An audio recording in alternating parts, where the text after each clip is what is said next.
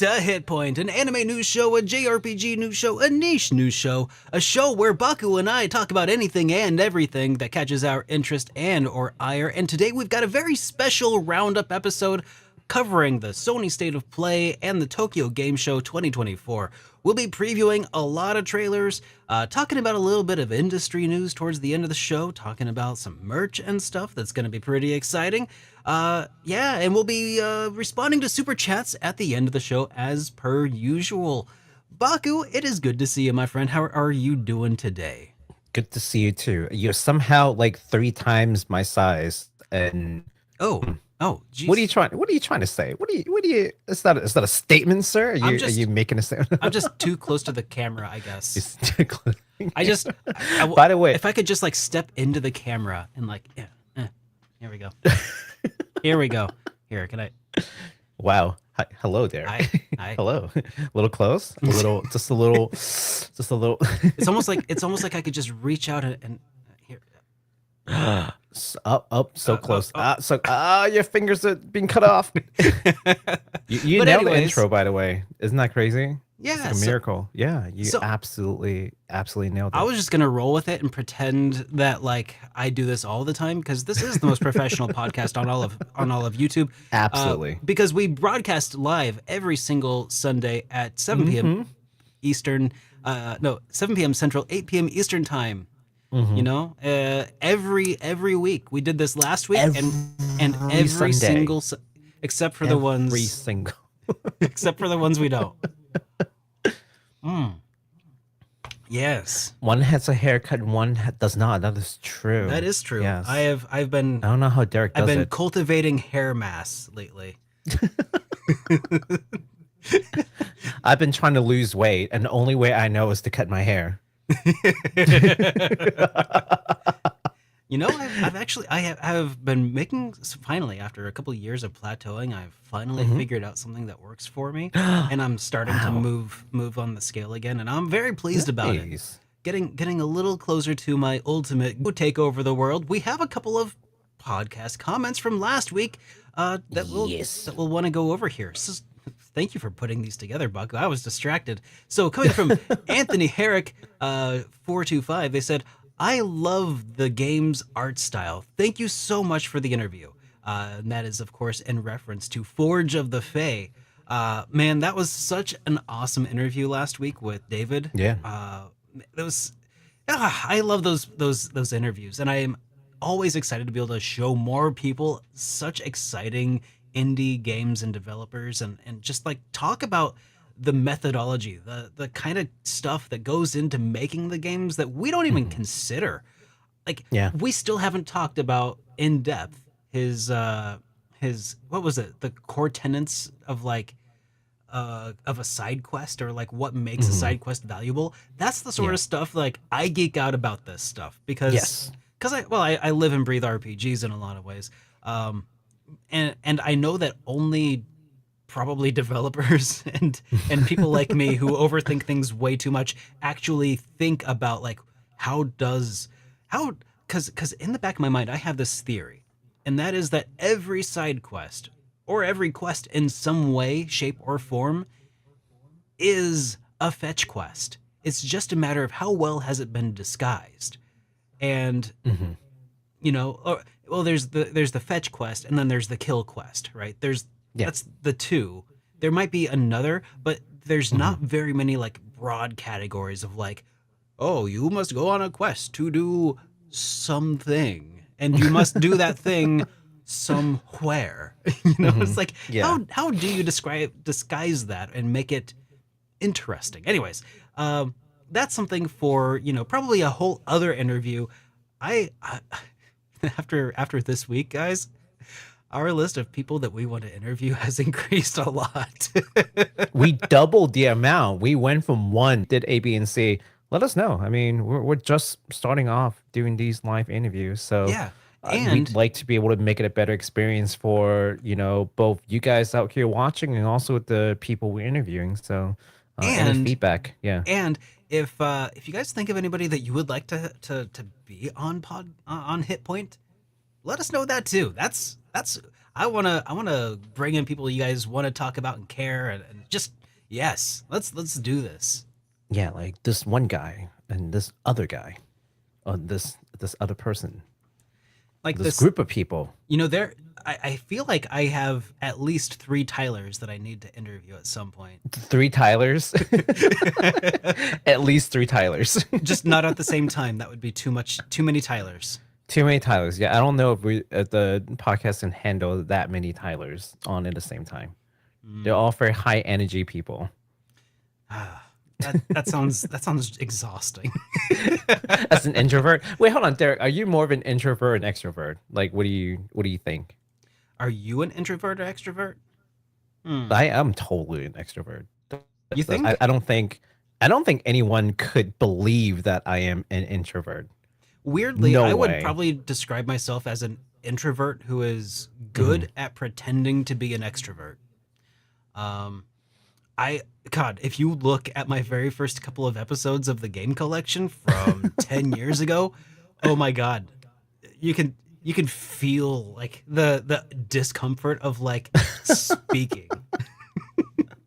Oh man. Oh boy. Well, I mean, you could have fooled me, so that's why I had to ask. Like, it's not even like immediately recognizable, I guess. But that's cool. Okay, so yeah, so interviews.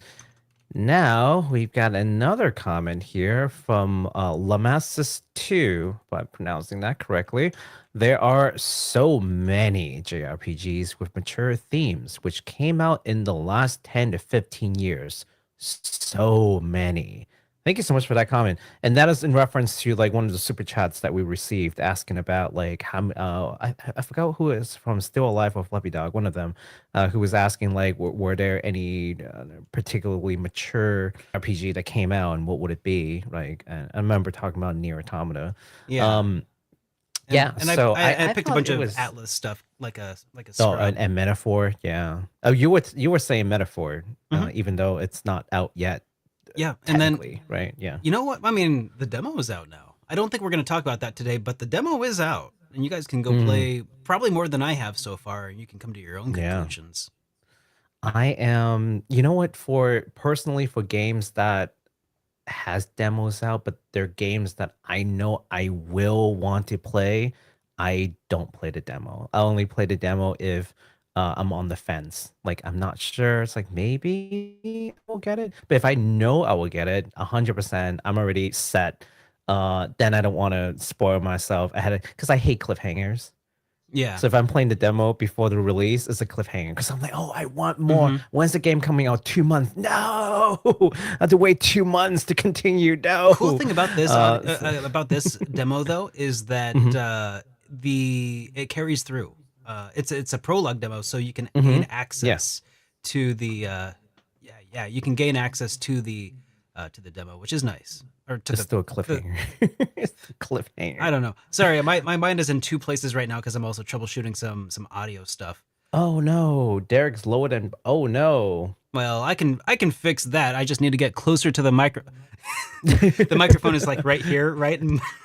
Yeah, right next to my ears there. Yeah, exactly. So and very very comfortable distance. But yeah. Hey. So I guess the question is, hey, if you guys have any mature themed JRPGs that came in the last 10 to 15 years that you also like to share that we didn't talk about, because clearly we didn't talk about a lot of them. Yeah. Let us know in the comments. I'd like to hear from you. I love the fact that these RPGs can get into more mature themes without just going like being just like totally edgy. Like, edgy is not the way to talk about mature themes. Edgy is the people masquerading as just being mature. I always feel like like Shadow with a gun, just all of a sudden it's mature. I'm like, no, that is not how you do it. Okay, you know what? In Renatus, I played a little bit of that. Super mature. Super mature. Wink. No.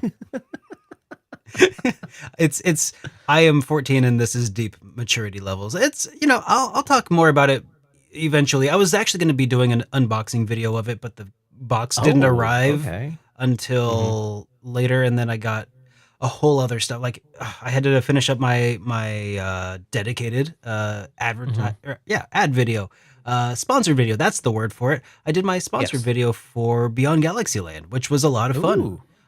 Okay. I got to dress up and make myself look like an 80s, I don't know, something. I got to do my synthwave cosplay. It was great. Man, that's you need to do this more often on this show. We'd love to see it.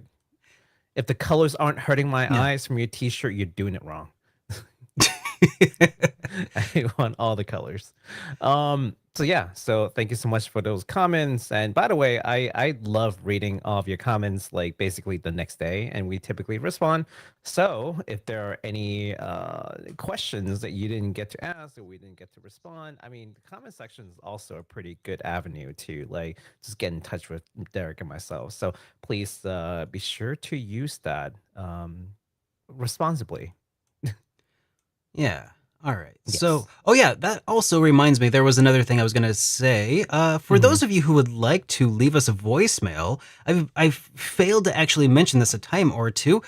So you should do that. You can leave us a voicemail at 785-337-3805. That is our HitPoint voicemail, and we'll play it on the air. And we'll get to talk about it like live on the air, Yes. So, all right. Always fun. I'm just going to double check something. Baku, could you say a few things real quick? I shall say a few things very quickly. Okay, cool. There. Now our audio levels should be about perfect. Sorry for messing with things on the fly if anybody's like watching after the fact.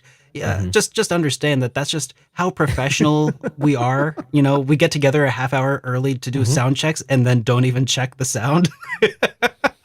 We like to have fun around here, yeah.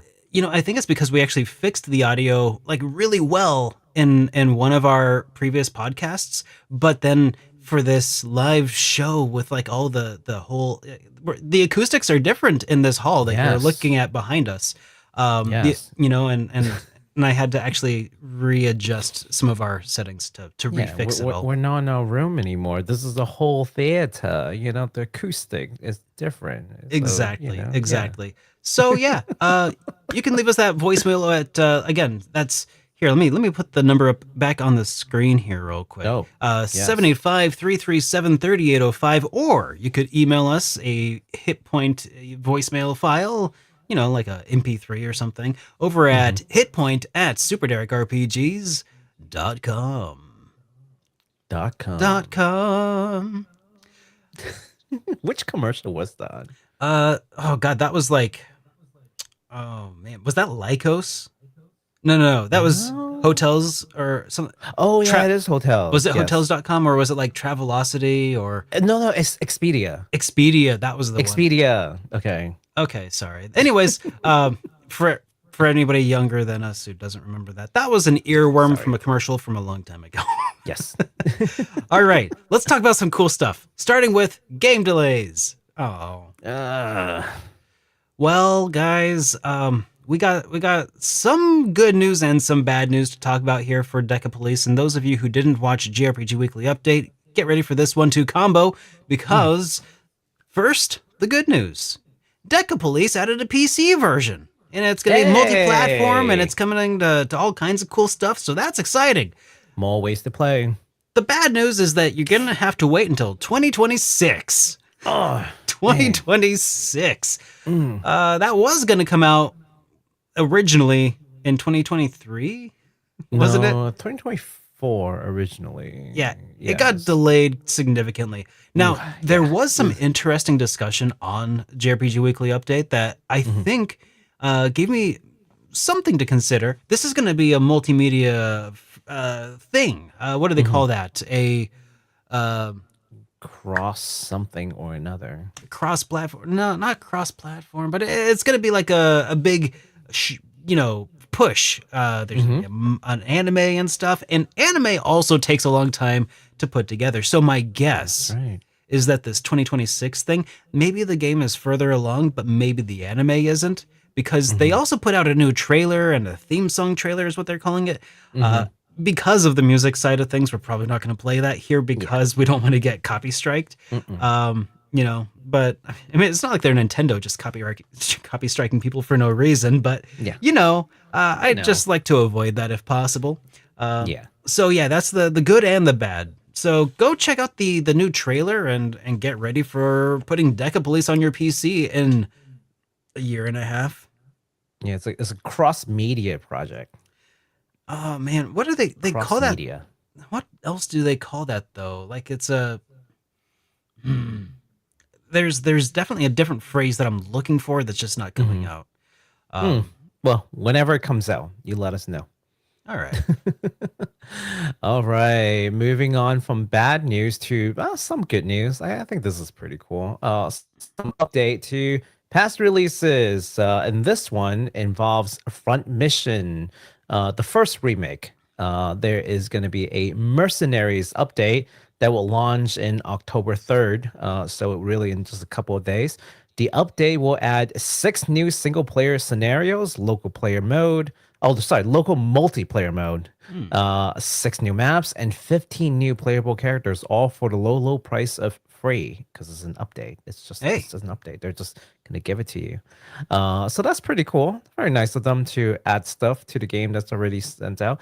And I've heard like mixed reviews about the game, but I feel like I've been kind of like following it because I'm a fan of Front Mission in general. Sure. And I'm really hoping that this will be a success that leads to like new games further down the road. But from what I'm seeing so far, they're kind of going the route of like No Man's Sky, where like initial release wasn't too stellar, but there are tirelessly updating and adding things. Well, that's good. Yes, and it's all free. It's not like, oh, here's a DLC to fix everything. It's like, no, we're just gonna give it to you. So pretty cool. Hoping that this game gets better and better over time, and that it can be something that's more universally acclaimed, as opposed to the more mixed review that we've seen previously. So looking forward to it. Front Mission. Don't mess this up. Sounds good. All right. Yeah. So now let's move along to one more thing before we really dive into the meat and potatoes of this week. And that is some games that are coming out this week.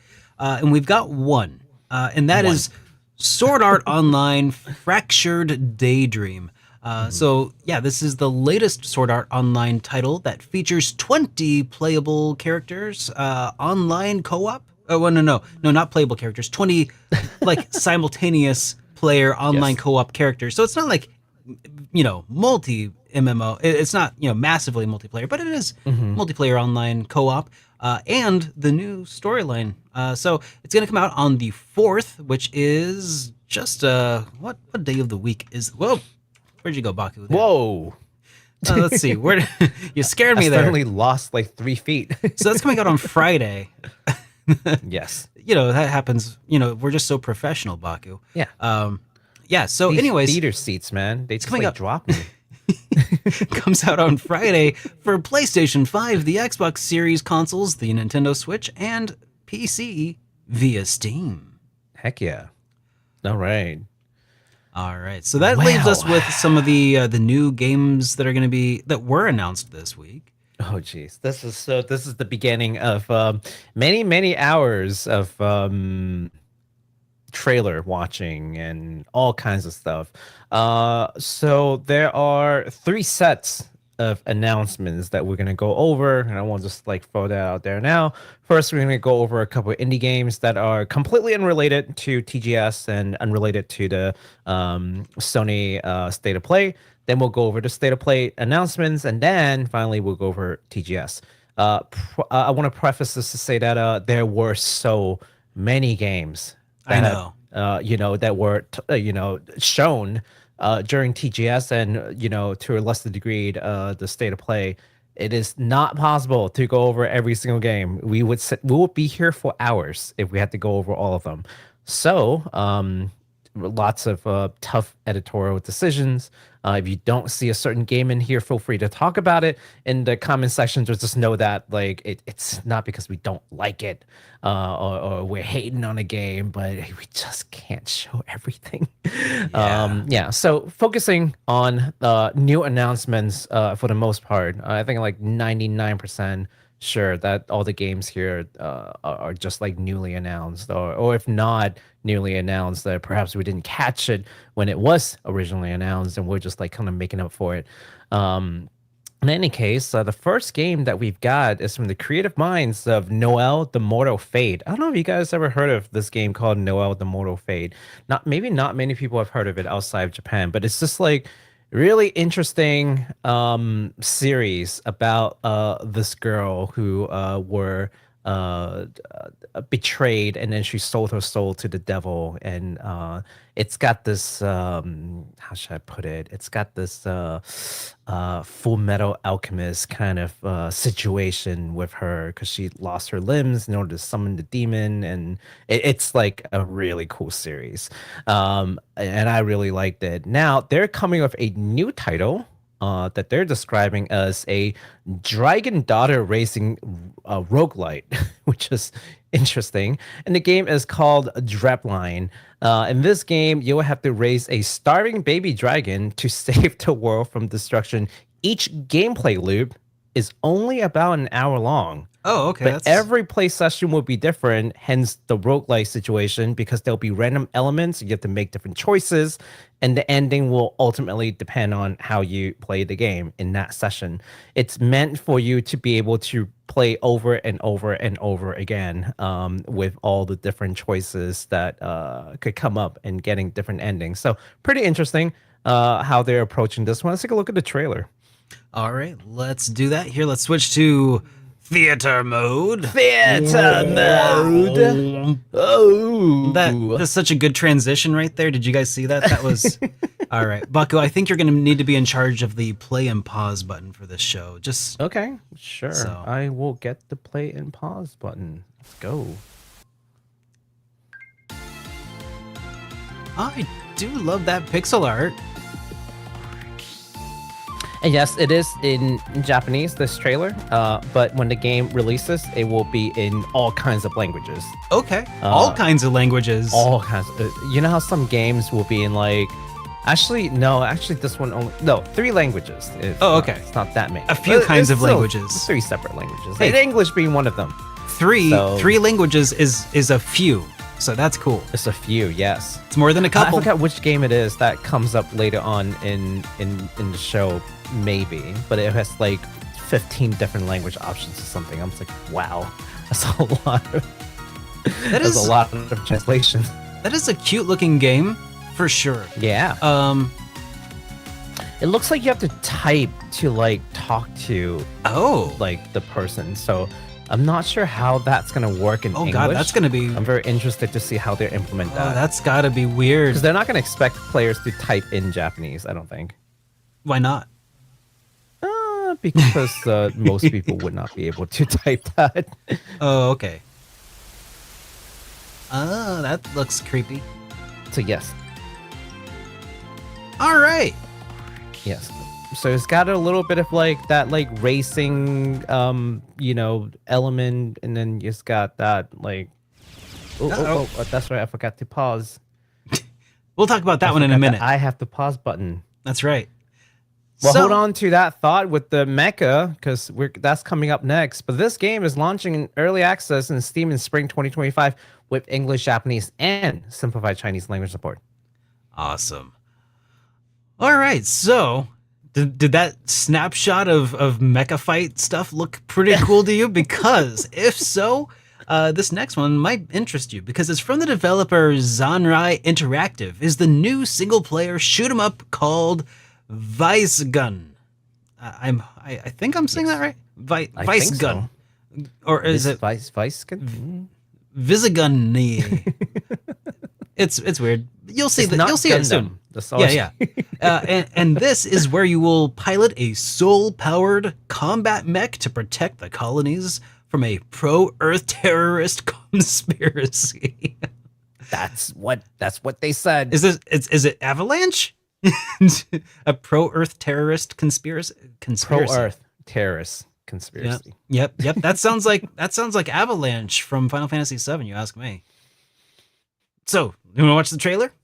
Yeah, let's do it. There we go. Ooh, lots of explosions. Lots of. I like these games, man. Like when I was a kid, I played a lot of these shoot 'em up that aren't strictly like planes. Yeah, like, you know. Uh-huh. And dude, the art style, it's got that like 90s mecha look to it. I really like it. That is pretty cool. It also looks modular, so like I imagine eventually you might change out different pieces of your gear. Yeah. Like that would be really cool in a game like this. Stage. Yeah. You can change your arms maybe. That'd be really cool. You got missiles. I don't know what that was, but that looked really cool.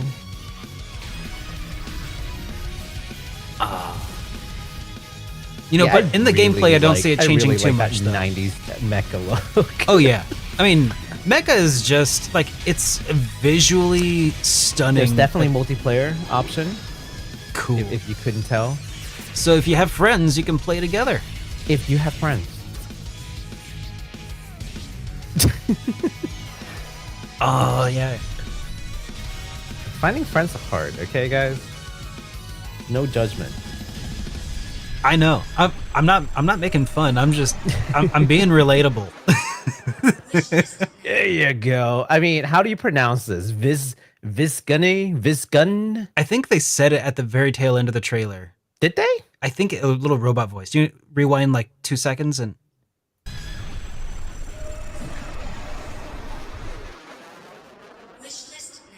Oh no, it said wish list now. Okay, shoot. So it said so that's how you pronounce it. It's pronounced wish list now. Yes. VISEGUNNE. It's German, guys. I mean, if it was German, I would have expected it to be like a W, like VISEGUNNE. You know, like that kind of like a WEII. Yeah, that's why it's not a V sound. This wish this is the W. Yeah, that'd be the German would be at the W. anyways, VISEGUNNE. No release date as of right now, as you can see from the trailer. But it is currently being developed for PC via Steam. So pretty cool. You know, you got a computer. Don't you guys have computers? Yeah, don't you guys have computers? God, a lot of us probably don't. Yes. Oh boy. Okay, these next three are for most of you who are watching. Should be pretty interested in this. We got some new high quality pixel indie JRPGs coming in. Starting off with Seed of Nostalgia from Primitive Pixels Games. In this game, you follow the adventure of a young spirit blade named Atelier as he descends the world tree and journeys across the land. Watching this trailer, which we'll show in just a second, just gives me this Terranigma vibe. No kidding. Yeah, because when was Terranigma released? Like 30 years ago? 1994-ish. 40. So like 20 years ago? Yeah, 30. God. Okay, so 30 years spoiler, but remember Terranigma? You start off from like a very secluded. I mean, without actually going into detail, you start from a very secluded. Did you just ask me if I remember Terranigma? Yeah. No, I'm asking the chat. Okay. The chat. Yeah. That this is an open conversation.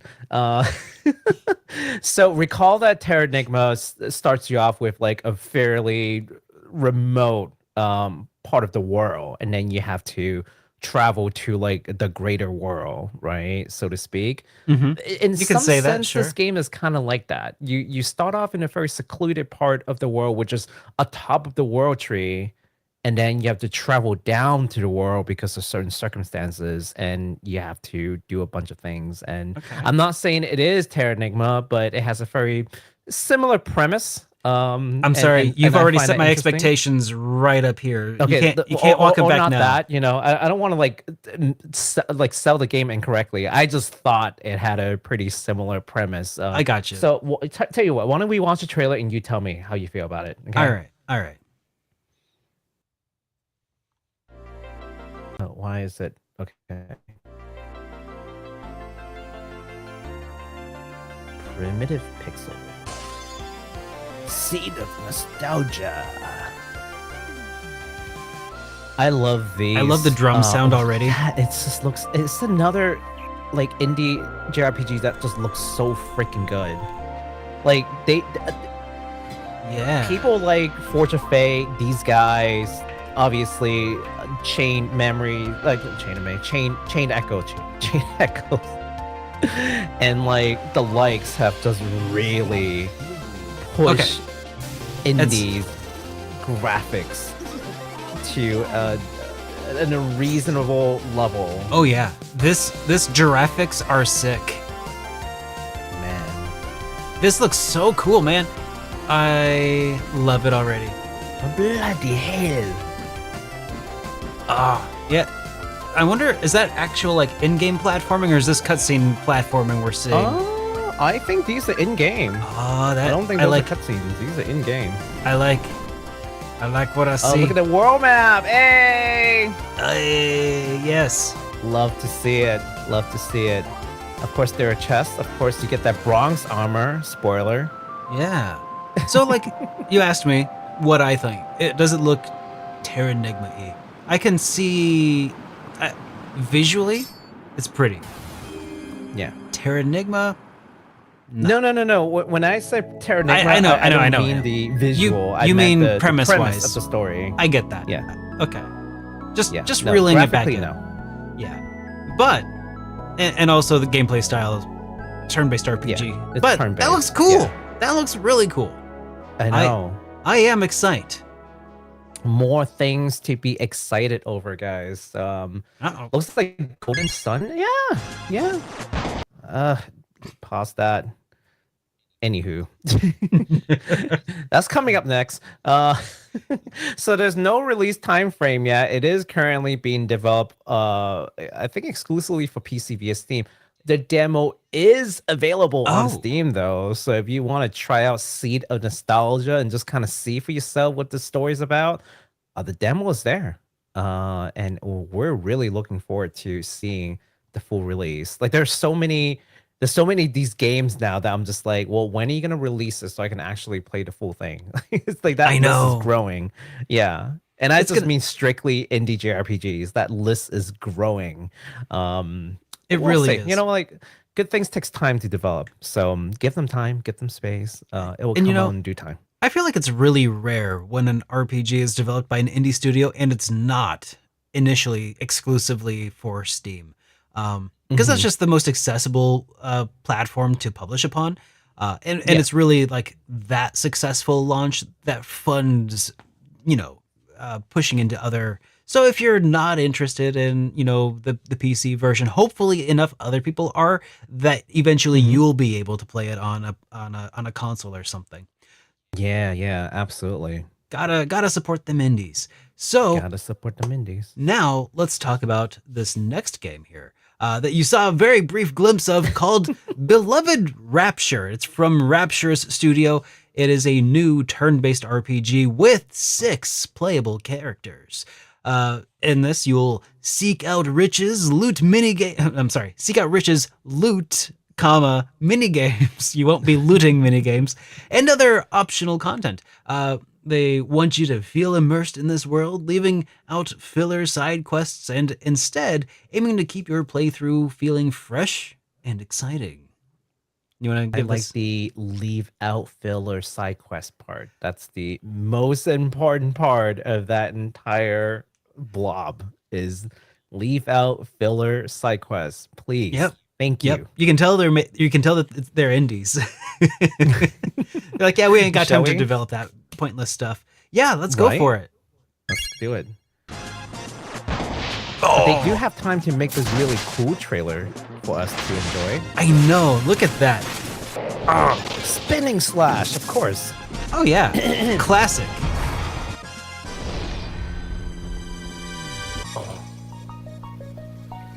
I think I remember playing a demo of this. I do think I remember playing a demo of this a very long time ago.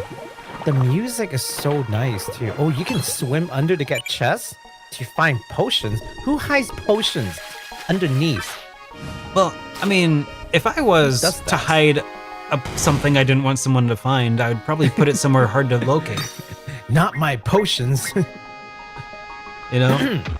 I'd have it sleep with the fishes. Give it a pair of concrete shoes, you know what I mean? If I don't want someone to find it. Talking about potions, of course. Oh, there's puzzles. Oh, man. Oh, there are puzzles. And you have to apparently dodge a bunch of things. I think this game looks just really beautiful. I'm super excited for this too. Oh.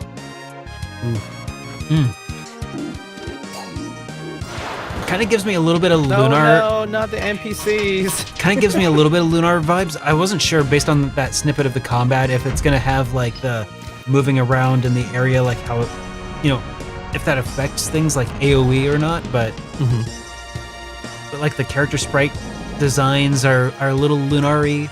Maybe I just have LUNAR on the brain for some reason. Yeah, though. you've got LUNAR on your brain right now. Could be.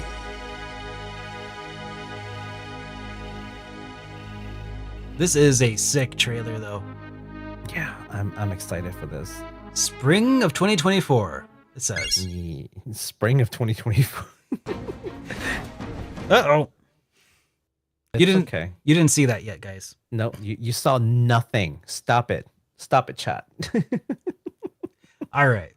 So, we don't have an exact date. The trailer, as you saw, said a date or time that had already passed. But the developer said that it looks to be on the horizon for 2024. The demo is available on Steam if you're interested in trying it out. So, go check it out. Yeah.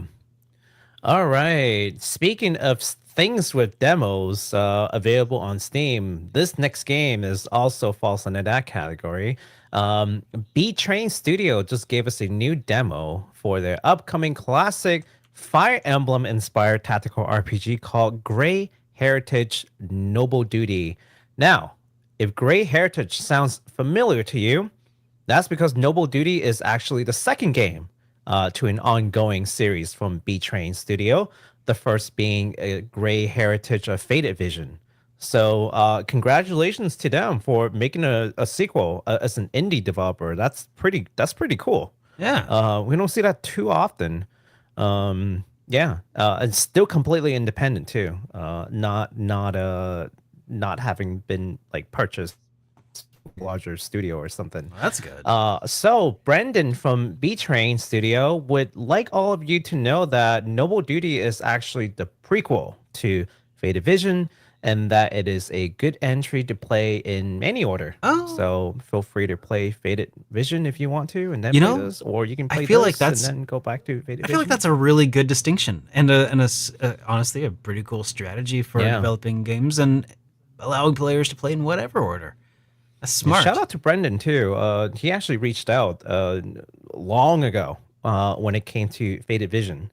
And then so that we talked about it in the past, tried the game. And then when I heard that he was doing a sequel, I actually reached out to him so that we had a little correspondence. So it was pretty cool. Nice. But let's take a look at the trailer so you know what the heck I'm even talking about. Yeah, because... Yeah, so as you can see, it is definitely a classic Fire Emblem kind of game. I see, yes. The art's really nice.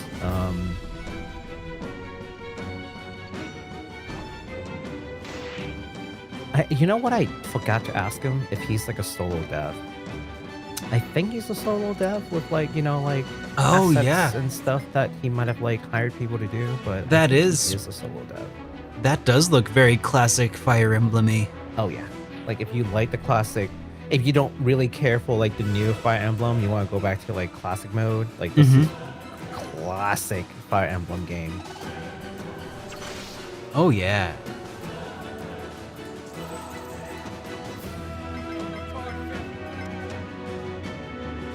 Oh man. Light Tomb. Claymore. Crystal stuff on the ground. Oh yeah, finding stuff on the field. I never got very good at. I never got good at earlier Fire Emblem titles. I think I've only exclusively played the old Fire Emblem title. I've actually not played like the new stuff. Yeah, I've actually not played any of the new stuff. Like anything that's like 3D Fire Emblem, I had not played at all. So this game is slated for a Q1 2025 release on PC via Steam, and of course, as mentioned, the demo is available on Steam. So man, that's a lot of demos. Like Seed of Nostalgia is on Steam, Beloved Rapture is on Steam, Great Heritage is on Steam. That's a lot of games to play. Yeah. Not including all the other things that we already talked about from previous shows, like Bloomtown is on Steam, all for demo, and it's a good time to have a Steam Deck. It's definitely a good time to have a Steam Deck. Oh yeah, I think all of these would be great on the Steam Deck. Hashtag not sponsored. Hashtag please sponsor us. Hashtag please sponsor. That'd be pretty sick. All right. So, I suppose that leaves us now with just a few more titles that were announced at the Sony State of Play. Because up to this point, it's just been kind of like a mixed nuts, right? You know, a lot of indie stuff, and I love some indie stuff, but sometimes that indie stuff doesn't show up, or it can show up elsewhere. Anyways, I don't know where I was going with that. Sony State of Play. It happened. Yes. It happened on the 24th. And since then, cool stuff has been cropping up. So starting off with the Sony State of Play, we have the clay-based dark fantasy adventure game called The Midnight Walk from Fast Travel Games and Moonhood. The game can be played as a third-person or first-person title in VR. So yeah, if you're one of the people with that, I think you would at least find this game interesting, if not your cup of tea, because it's clay stop motion. Or at least the style is clay. I don't know if they actually use clay in models. Sure. But that looks cool. I know. I wonder if handcrafted in clay. I wonder if the frame rate would cause any degree of motion sickness. Well, at least in the VR mode. Third person, maybe not so much. As long as probably not 30 and above. VR though, ooh. Oh god. Yeah. So now you're seeing it in VR mode. So you can actually play in third person and VR. You don't have to do one or the other. But you can do one or the other. What I mean. Yeah. So for me, I don't like VR, and third person is an option. You can just play in third person mode like this, like the entire game. That is cool. So it's kind of like, I don't know, for reference, if you guys know Resident Evil 8, I want to say. I got it. Oh, okay. Yeah, I got it. Yeah, Resident Evil 8 has like that first person and third person option. So like it originally came out as a first person game, and then later on they released like a third person like patch basically that allows you to play Resident Evil 8. Is it 8? I think it's 8. I couldn't tell you. Maybe. Sounds right. 8 sounds right. Yeah. Village. Yeah, 8. I think it's 8. 8's the reason, yes, the third person update. So this game is kind of like that, except you don't need an update. Like it's gonna be either first person or third person you can pick, like from the get-go, from my understanding. So that's pretty cool. All right. I'm excited. And it's launching sometime in 2025 for PlayStation 5, PlayStation VR 2, and PC via Steam, as you can see. on the screen that I'm almost touching. It's That's like it's right there in VR. Like it's right there. It's Guys, telling you. You know, I wonder if it's gonna come to like Quest or something. I don't know. Like I can't if wait they're gonna do this whole VR thing, and why not, right? It's on Steam anyway. I can't wait for HitPoint to be in VR. You know, there will be a day we should film ourselves in 3D cameras so that people can like look around our room in the theater. You guys don't want to see this. All right. Next game we got is a third-person action adventure game from developer Road Factor called Hell Is Us. The game takes place in a hostile post-Civil War world, not the U.S. Civil War, but just like a fictional Civil War. Sure. Yeah, it's modern, maybe postmodern times. But yeah, it's filled with supernatural creatures. Yeah, when I saw the Civil War thing, I was like, did you mean like American Civil War? Yeah, it's like, no. It's just like a civil war that happens in their world. Interestingly, this game will feature no map, no compass, no quest markers, which is interesting for a 3D third-person action adventure game to have no map, no compass, no quest markers. Players are to use their instincts to proceed. Go where you think you should go.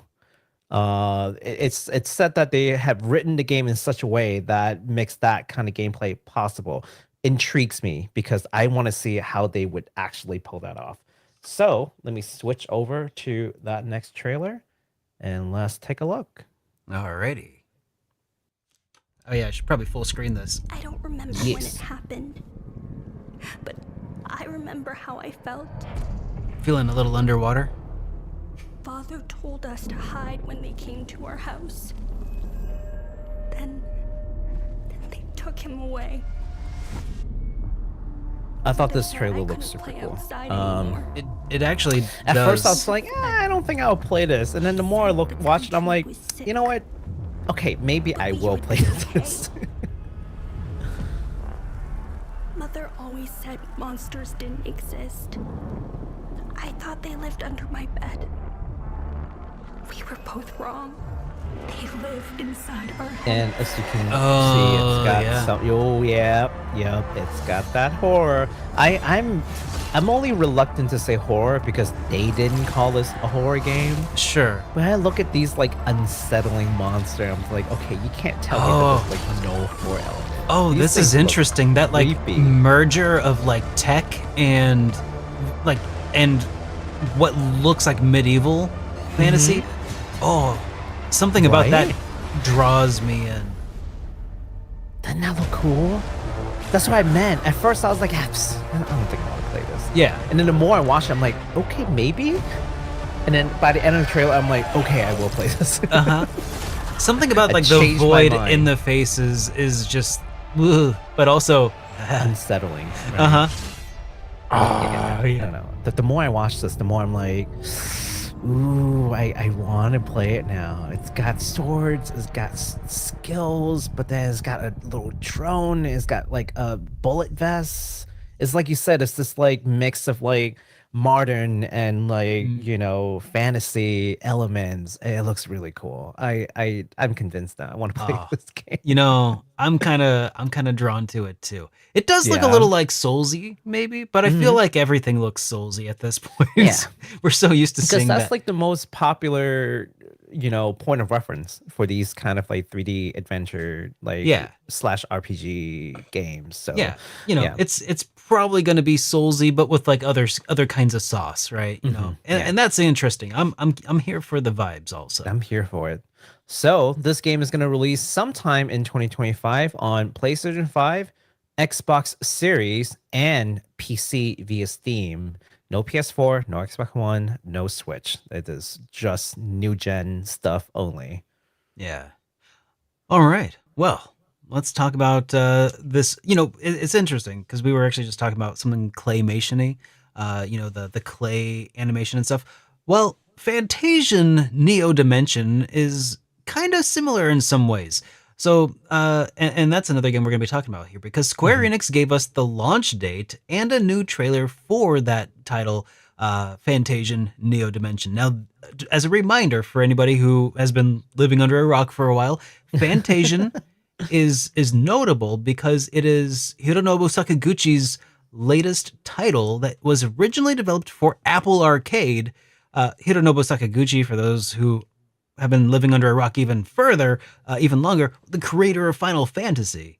Now, he made this game for Apple Arcade, iPad, iOS, that sort of stuff.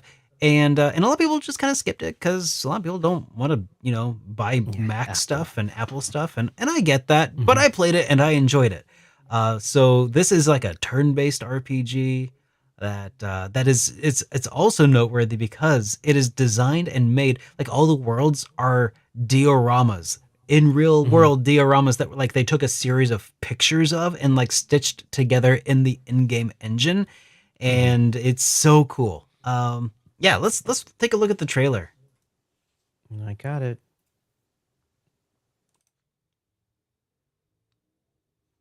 Oh, what'd you do? That's not it. I don't know.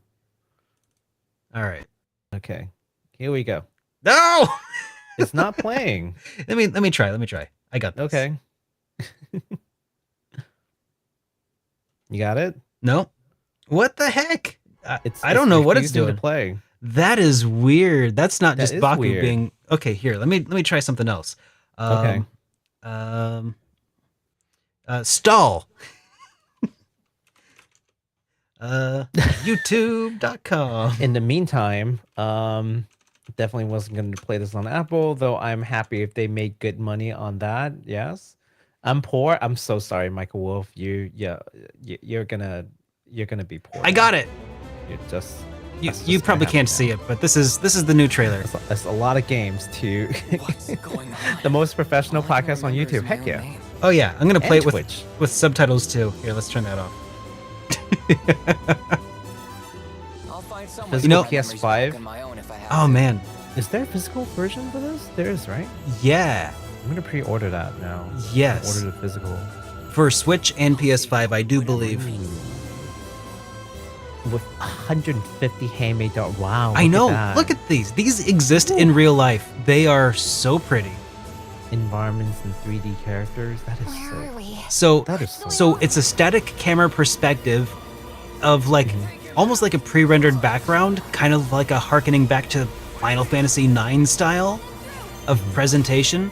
Like, oh, you see this? Sakaguchi, you mad. And they just put like 3D characters into this real world like claymation area. The gimmick to combat is like you can curve your ranged melee attack, or your ranged attacks to like hit multiple targets. You can also, I hit the wrong button here. Most professional podcast on all of Heck YouTube yeah. right there. So you can also tell it that you don't want to do random combat encounters, and every time that you would have encountered a combat encounter, it like throws all of the enemies that you would have fought into a pocket dimension, and then once that dimension is full, you will fight them all at once, and you can like just use an AoE attack to damage them all. It's so cool. I can't wait to actually see the game. Yeah. I tried so hard to get people to play this game back when it first came out, and nobody would. They're like, "Oh, it's on a cell phone." You know, I get can it. Vouch. Derek has tried to talk me into playing the game. He's like, "Come on, you have an iPad. Just play it on the iPad." I'm You have an I iPad. could, but You have an iPad. You have a controller. It's literally a 4:3 picture on a controller. It is a PlayStation game. It's just a you could play it. You could play it. a bit of It's a bit of an free. ask. You get a free month of Apple Arcade. You don't even have to pay for the game. I would pay for it to not be on Apple, and I'll put money where my mouth is. I'll pre-order this game because now it's not on Apple. I am glad that whatever happened in the background that allowed Hironobu Sakaguchi to work with Square Enix to port this to other platforms. I'm glad that whatever black magic occurred to make this happen did occur, because it just felt tragic to me that Hironobu Sakaguchi the creator of Final Fantasy could create a game, and so many people could be so damn apathetic about it to not even play it just because it's on a platform that was like, oh, I don't know, it's icky. Like, oh, come on, guys. You're better than this. I know you're not, but I wish you were. Anyways, just calling everybody out. I can't imagine a day where after effectively being ousted by Square Enix, I mean, it's a different era. We've talked about this many times. It's a whole different era. It's a whole different group of leadership. Yeah. Like Square Enix today is not the Square Enix that ousted Sakaguchi. Like that, we have to state that the leadership, the old guards, they're like gone, right? Or for the most part, gone. Thank God. And so this new group of people who are like welcoming him back. And I can't imagine the day where Sakaguchi walks back into Square Enix HQ and be like, holy crap, I'm stepping foot into this building again. To talk about this game, I'm sure they had to have like in-person meeting at some point. That must be insane. And a little bit of a little tidbit that I want to throw out there just to maybe sweeten the pot a little bit more. Uematsu, Nobuo Uematsu had the person, of course, the legend who gave us all those scores of music for Final Fantasy and beyond. He had come out and state that FANTASIAN is and probably will be the last game where he actually composed music from start to finish. Like, yeah, he'll add like a guest track here and there. But this is it. This is the last game where you will find him from start to finish. Yeah. Yeah. I mean, he's getting there. You know, it's kind of, it feels in a lot of ways like the last real Final Fantasy. I mean, and I know that that's a loaded statement for a lot of reasons, but just based on the development staff alone, it feels like, because it's Mistwalker, it's, I don't know. Yeah. Well, in any case, yeah, all the platforms. When is this coming out, Mr. Derek? Oh, yeah. On the 5th of December this year. So it's just around the corner, and you'll be able to play it again. Christmas presents. PS4, PS5, the Xbox stuff, the Switch, and PC via Steam. And no excuse not to play. And Apple Arcade. No excuse not to play unless you have an Xbox One, because for whatever reason, it's not on Xbox One. Is it not on Xbox One? Oh. I didn't take like a deep look, but I only saw Xbox Series, but not Xbox One. Maybe, I mean, it might be on Xbox One. I just didn't see it. But on the bright side, it does have that in common with most RPGs. But it's on PS4 and the Switch. It's so weird. It's like, what? Hold on a sec. Let me, before I give you guys like the wrong news, let me see here. Let me just double check with the website. It bothers me. Yeah, no, it says Xbox Series, PS4, PS5, Switch, and PC via Steam. I don't see Xbox One. I mean, it says like it talks about the logo and copyright yada yada, but for Xbox One, but it doesn't say it's coming to Xbox One. There you have it. I don't know. I mean, yeah. Sorry for those who only has an Xbox One and none other platform. I apologize. You will have to miss on this. They're probably used to it at this point. For RPGs, let's be real. Yeah, not a big thing on Xbox One owners, especially the ones who only owns an Xbox One. I'm not hating on the Xbox One or owners of the Xbox One. I'm just saying it's not the premier place for any kind of RPG. But then again, neither is Apple Arcade. So, there are many ways to play. Many ways, yeah. Many ways, yes. So the next game that we're going to talk about, you can actually see right now on the screen, but pretend to be surprised, because I was surprised when I saw the announcement. Anyways, from the PlayStation State of Play, Asper announced that they will be releasing the remastered version of Legacy of Kain, so Reaver 1 and 2 on multiple modern platforms, of course, including Sony, to celebrate the series' 25th anniversary. And that's the surprising thing for me. I mean, I know that there has been a lot of, a small but kind of vocal minority of gamers who are like, oh, when is Legacy of Kain ever going to come back? Like, that was such a great game. I didn't expect this to actually get a remaster. But here we are in 2024. We're seeing the remaster for this game. So let's take a look at that trailer. Alrighty. Here, I'll do it. It's actually pretty cool that they're doing this. I actually played this back in the day a little bit. My friend rented it, and we took turns trying to play it. We did not get very far.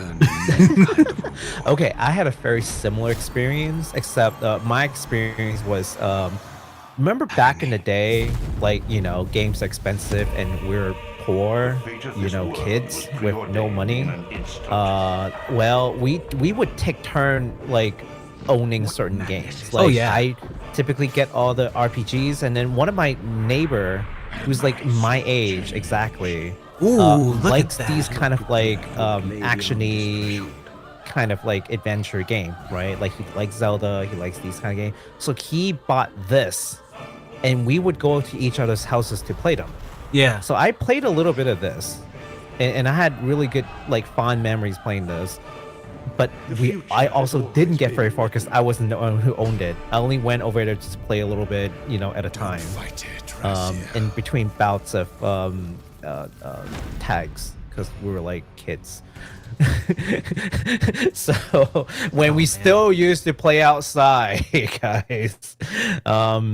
Lies. Those were the days. Yeah. So I had fond memories of this game. So I'm hoping to relive that when it comes out in December 12th, 12/12, on all modern platforms. So literally any platform that you own, including you, Xbox One, you also get to play this game. So that's pretty cool and all. Yeah. But you know, there was another PlayStation 1 RPG that also got a little bit of an update here, guys. Gung Ho Online Entertainment announced that they will be remastering LUNAR, the Silver Star story, and LUNAR 2 Eternal Blue, and bundling the two together into LUNAR Remastered Collection. Ooh. Oh, yes. Ooh. Players can play the original Japanese voiceover or with the all-new English voiceover. You can also choose between the classic mode and the remastered mode. Mm-hmm. The remastered version will also come with some quality of life improvements, such as speeding up of battles. They call it an improved tactics menu and other cool things. I'm excited for this. I'm still like, gosh, when I was talking about this during JRPG Weekly Update, I was at first like really contemplative. I was thinking like, are they going to do the working designs thing? Is this going to be a retranslation in addition? Because like the all new voice acting probably means they might be all new voicing a whole different script or something. It's hard to say for sure yet. Because part of like the charm for the old PlayStation 1 style for me and for a lot of people is the working designs thing, which I know is kind of hit and miss for some people. Working designs likes to, you know, instead of like, you know, translating word for word generic NPC dialogue, they'll include little like jokes or stuff that's really funny and very charming for the day, and it was really awesome for me to play. I enjoyed it. Some people don't. Whatever. The point of it, though, is that this could end up being a completely different translation, and I'm curious. I'm excited. I'm very excited because if we switch back to like the original PlayStation mode, like which original PlayStation mode? Because Working Designs also did some balancing stuff to make the game a little more difficult, because otherwise it was kind of easy to steamroll the game. So I'm just curious, like, what do they mean by classic, and what do they mean? They meant classic mode as in like visually. I think so. Yeah, now, like just the aspect ratio, like 4:3 aspect ratio. If you really want to relive those days, you don't have to do the widescreen. But it still makes it accessible. You can actually play this freaking game at all. Yeah. Now, some people. So I think that's even if it's just visual, I think that's a great. Because what they did with Grandia, Gung Ho, when they remastered Grandia 1, there was no way to disable the smudge, and that killed it for me. So I'm just glad that they're not doing that 2x anti-aliasing, whatever, that just makes everything look bad. I'm glad they're not doing that to this one, or at least that you can turn it off. Now, I will also say that I've seen some confusion out there about whether or not this is based on the original Sega CD version of the game or the PlayStation 1 version of the game. It's definitely the LUNAR Eternal Blue Complete version of the game, and Silver Star Story Complete. That is the PlayStation/Saturn versions of the game. And you can tell that because of what's included in the trailer, and I'll point it out to you here in a second. Let's do it. Because a lot of people, including myself, actually don't know the difference. Yeah. I don't. When I was a kid, when this game came out, it was one of those, like, pick your game and you get to play that one game for about 6 months kind of deal. So give this a listen right here. This isn't just my adventure, Luna. It's ours. That It's so beautiful. comes straight from LUNAR Eternal Blue. Silver Star Complete. Luna did not come along on the adventure in the Sega CD version of the game. Oh. So that was at a pivotal divergence moment. Yeah. So this is the classic mode. They crop it back to 4:3.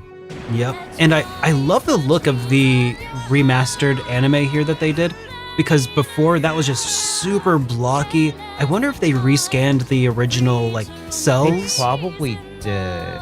Or it's either that, or did they do the AI upscale thing? But either way, one or the other. It looks vastly improved over what was on the actual Sega CD. PlayStation discs. It looks so phenomenally much better. So yeah, Man, that's another thing that for me to look forward to, especially because of how many people have praised LUNAR. Have you played it? Including Scott from a friend Scott from RPG Fan. Have you played shut LUNAR? up about LUNAR? He literally would not shut up about LUNAR. I have to tell him to. No, just kidding. I did not. But he was super excited. Have you played LUNAR? Scott, have you played LUNAR? Are you sure? Are you sure you play LUNAR, Scott? No, Baku. Baku. Has Baku about it? Has Baku played LUNAR? I have not. I was explaining that I couldn't because I didn't get. Well, I didn't choose LUNAR. I chose some other game when I was a kid, and I could only pick one game or another, right? Yeah, and I never got to play LUNAR because I was not from an affluent family, sir. The fact that I even get a game at all is kind of a blessing. And my own gaming system. But it's one of those games where, like, I kind of want to go back, but then there are always these new games that comes out, and you know how time goes, right? So Grandia, I haven't played either. Like, there are a couple of, like, classics. Wait. Like, you haven't played Grandia either? No, I haven't played Grandia. But you know what I'm excited for is the fact that Gunho seems to. Here's my theory about Gunho. Okay, they bought a lot of these things on the cheap. Yeah, probably because no one cares about. Okay, not that no one cares about Grandia, but it's not like a big IP that would cost you an arm and a leg as a company to buy. So they buy these things out, right, from like the 90s. Yeah. And once the nostalgia is peak, they release the remaster to rekindle the IP. And hopefully, because Gunho's not a tiny company, hopefully, with those, like, Dragon and Puzzle money that they have gotten, they would release new Grandia and new LUNAR series that won't suck. So here's the hope ultimately to that. My hope, and they haven't done anything that would prove the contrary. They're very smart with their investments, is what I like about them. So what I do hope is that eventually that we might see a localization of, like, Walking School or Magic School LUNAR, which was a Game Gear version of the game that we never got here in the US. I've heard mixed things, but I would like to actually play it for myself and make my own opinions. That would be nice. But if Gunho's listening, I'm sure they are. I mean, but they got more than there. Did you know that there's more than 2 Grandias? There are more than 2 Grandias? Yes, there's in fact a Grandia 3. And a Grandia Extreme. That a grande extreme. Yes, there are. That's such a 90s thing. Yes, it is. It might even be spelt with an X first. So, but the point is, they've only did HD remasters of Grandia 1 and 2. They got more they could be doing here. So, just saying. Yeah. Gung ho. You sold us all Grandia 1 and 2 HD with the blur, and you never fixed that. If you wanted to make it up to us. If you want to make it up to us, you could probably just, make a port of the other two games and make them affordable for everybody. That'd be pretty great. Thanks. Thank you. Yes, that would be incredible. Who? Oh, yes, the Grandia. Who owns the Department Heaven games? That would probably be Department God. I mean, who owns Sting? Oh, who owns Sting now? But yeah, I thought. I asked this because I could have sworn Gunho also bought them out. So here's the thing about it's hard to keep track of all the purchases and all the acquisitions over time. So earlier though, into this later, you did mention something that I don't know if I'm on board with, and you said something about eventually making more Lunar games. Does Gung Ho make games, or are they like more of a publisher IP holder? They do make games, but rather, well, I don't know if they make games or they're more like, yeah, you're right. I don't know what they're more about nowadays. I mean, the company has changed quite a bit. Well, point was though, first, I don't know what their track record is for making games or commissioning games, but second, Game Arts, man, like the original creators behind Lunar and Grandia, like one of the main dudes behind the whole thing, he's passed away a long time ago. So yeah, in a big way, these are time capsules from a different era, and I don't know if I want to see the corpses of these getting traipsed out like to make new games. Remasters, sure, but do I really want them trying to stick their toes into these IPs? I don't know. I don't think so. I think I think nowadays they're more of a publisher than anything. Yeah. So if they were to make new games, chances are they would outsource it to other developers to do it. Well, at any rate, Lunar, the collection, is coming out in spring of 2025 on all modern platforms. And wait, I think it was this one that has a physical release planned for Switch and PS5, I think? Maybe? All modern platforms, everything. Yeah, but the physicals specifically. Oh, I don't know about physicals. I think I remember. I can look really quickly. Well, I know I said it in JRPG Weekly Update, and I just don't remember, so that's fine. Let's see, official websites, blah blah blah.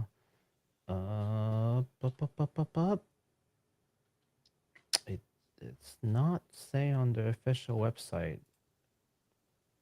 Yes, it only talks about platform. Okay, that's all right. Available. Yeah, it doesn't say about digital and versus. I may be crossing my wires, so take that with a grain of salt and just check the JRPG Weekly Update, because I definitely I know I said something about PS5 and Switch getting physical versions of something, but I can't remember which game it was. So Baku, leading into this next game, I have a quick joke for you. Okay. Go for it. I was gonna say, what do you get when someone has been yeeted to death? The what to death? Hold on a sec. The answer to that question is the title of this next game. Oh my god. What, Ghosts of Yotei? What? Why? Because they've been yeeted to death. They are now the ghost of Yotei. Oh my god. Anyways, thank you, everybody. I'll be here all week. How do I unhear? How do I? That is extra dad joke today. Ooh. Okay. It was a bit of a stretch. Whew. Okay. Let me focus. I can't even read anymore. After the highly acclaimed Ghost of Tsushima, Sucker Punch is releasing yet another highly detailed Japanese historical third-person adventure game called Ghost of Yotei. The game takes place around Mount Yotei, which is a very real place. It's like Mount Fuji is a real place. Mount Yotei is actually a real place, which is in present-day Hokkaido. So it's like set in like the most northern part of Japan. So you imagine like the tundra and pretty cold. The cold place. Yeah. And this is set about 200 years after the events of Ghost of Tsushima. So Ghost of Tsushima talks about like the Mongol invasion in like 13, 14 something. I forgot. This takes place in like early 17th century. So 1603, I think is the year, which coincides with the beginning of the Edo period. So when you hear the Edo period, the beginning, it's like 16 something is the Edo period. Not a Japanese historian. I just remember reading about this. It's not quite the start of the Meiji era yet. That doesn't happen. No, not that far. That's 18 something. Yeah. I know that from Rurouni Kenshin. Oh my god. So yes, the game will feature a new protagonist because of course it is. It's 200 years has passed. And her name is Azu, who will portray the life of an Onna Bugeisha, which means female martial artist. The geisha in here is not the geisha that you're thinking about. Like, right. Yeah, Bugeisha means like one who is in the art of martial arts. So it's a female martial artist. Let's take a look at the trailer. Oh, Bu as in like Bushido, for instance. Yeah, Bu is in Bushido. Like Bu in Bushido is like martial. Mm-hmm. Yeah. Bushi is the person who practices martial arts. Yeah. Okay. Yeah, so Bu being the operative in Bugeisha.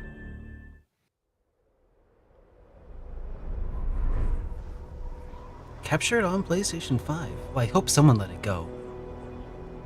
I mean, this game is only on PlayStation 5, so it makes sense. We are beyond the edge of Japan.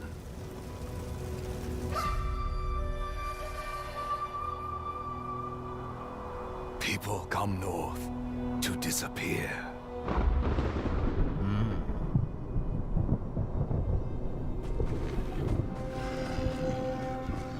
But you... Oh, yeah. You are hunting.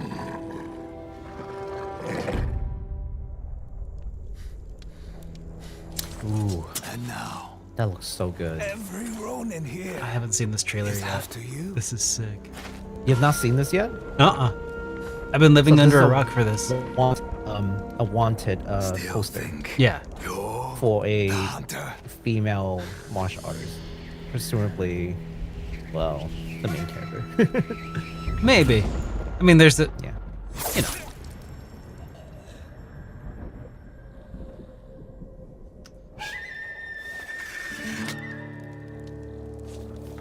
I did want to also throw out there that this is not a samurai.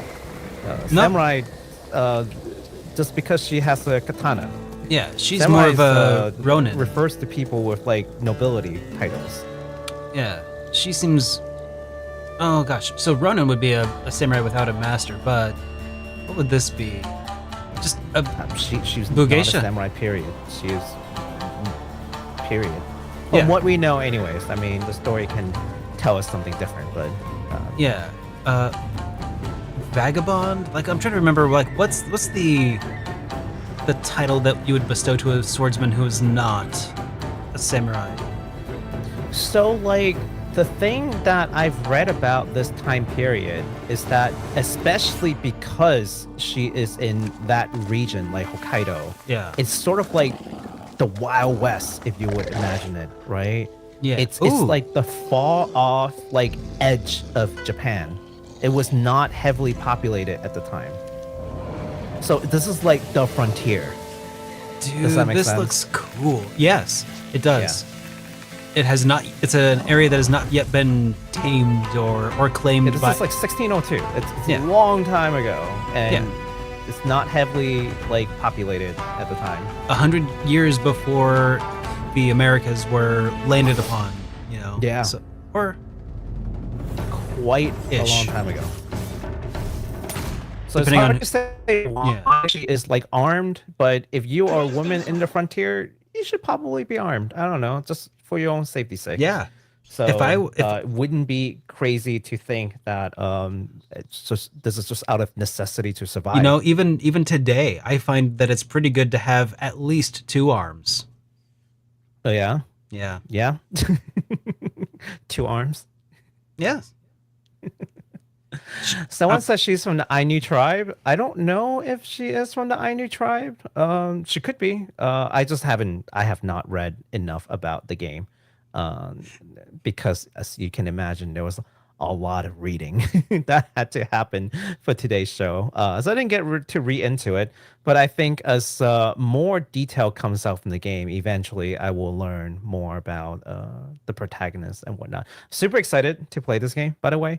And it's coming out sometime in 2025, as mentioned, only on the PS5, at least for now. I don't know if it will come to other platforms, but I kind of hope that it will, because I am not a fan of platform exclusives, even if it's timed exclusive. So at some point, hopefully, you would be able to play this on, say, I don't know, PC or maybe the Xbox Series system. But yeah, I am very stoked to play this game. There has already been some controversy over this because of they changed it. How dare they change the protagonist to a female? Change the protagonist. If they hadn't changed the protagonist in over 200 years of a time skip, I'd say, well, you know what? Here's the thing. Honestly, Did you see that thing that I posted on Twitter? It was the worst take I've ever seen in my life. For context, Baku is talking about somebody who is very disappointed about the lack of realism of having a female protagonist. Like, guys, video games are not about historical accuracy and realism. Like, not too long ago, Baku and I were watching trailers about swords fighting female samurai fighting off hordes of zombies, and at no point was that person ever like, wait a minute, is it really historically accurate to have a Japanese samurai woman? Which they totally exist, by the way, for anyone who is wondering. I mean, they're rare, but they exist. And not just like a single person, like groups of them have exist in history. No, but that wasn't even it. The person was mad because and I quote, the title was built on masculinity. How dare they replace that with a female lead character? So, so people already, and I say people because there are more than one person with this bad take, are already trying to shun this game into oblivion. It must be nice to have. We've only seen the trailer. It must be nice to have so little going on in your life that's what you have to carry about. I don't know what goes on in people's noggin. I just know that this looks like a beautiful game. If Ghost of Tsushima is anything to go off of, and that game sold like hotcakes, universally praised. It was gorgeous on the PlayStation 4, and then oh my god, this is absolutely nuts, right? Yeah. Yeah. So yeah, read the books, man. There are many instances of female warriors in Japan depicted for their braveries, and they're skilled in martial arts. They're not one-offs, like by any stretch of the imagination. They totally exist, and people didn't retroactively make them up either. For some conspiracy would say, like, no, this is. You just make that up. It's like, no, dude, never mind, whatever. Anyways, that was it for our Sony State of Play. I'm gonna move on, and anyways, we're gonna move on over to the Tokyo Game Show 2024, because boy, we're not done. we're like halfway through, I think, all the games. We got a lot left. So yeah. But before we continue, anyway, I just want to say that TGS this year has been actually a little bit more tame than previous year. That is true. There aren't as many new announcements. They've gone over a lot of games, but a lot of those games are things that we've already talked about. So you're probably not going to find things like Monster Hunter Wilds, which, you know, Capcom have like talked about extensively in TGS, but since we've already covered it, we're not going to go over it. And you're going to find a couple of other games that are like big name games that have gone over in the show, that had prominent feature in the show, but we're just not going to talk about it because we've already talked about it. Instead, we're going to focus on again, new games that have come to our attention. So pass it over to you, Mr. Derek. Let's start off with a lighthearted one. All right.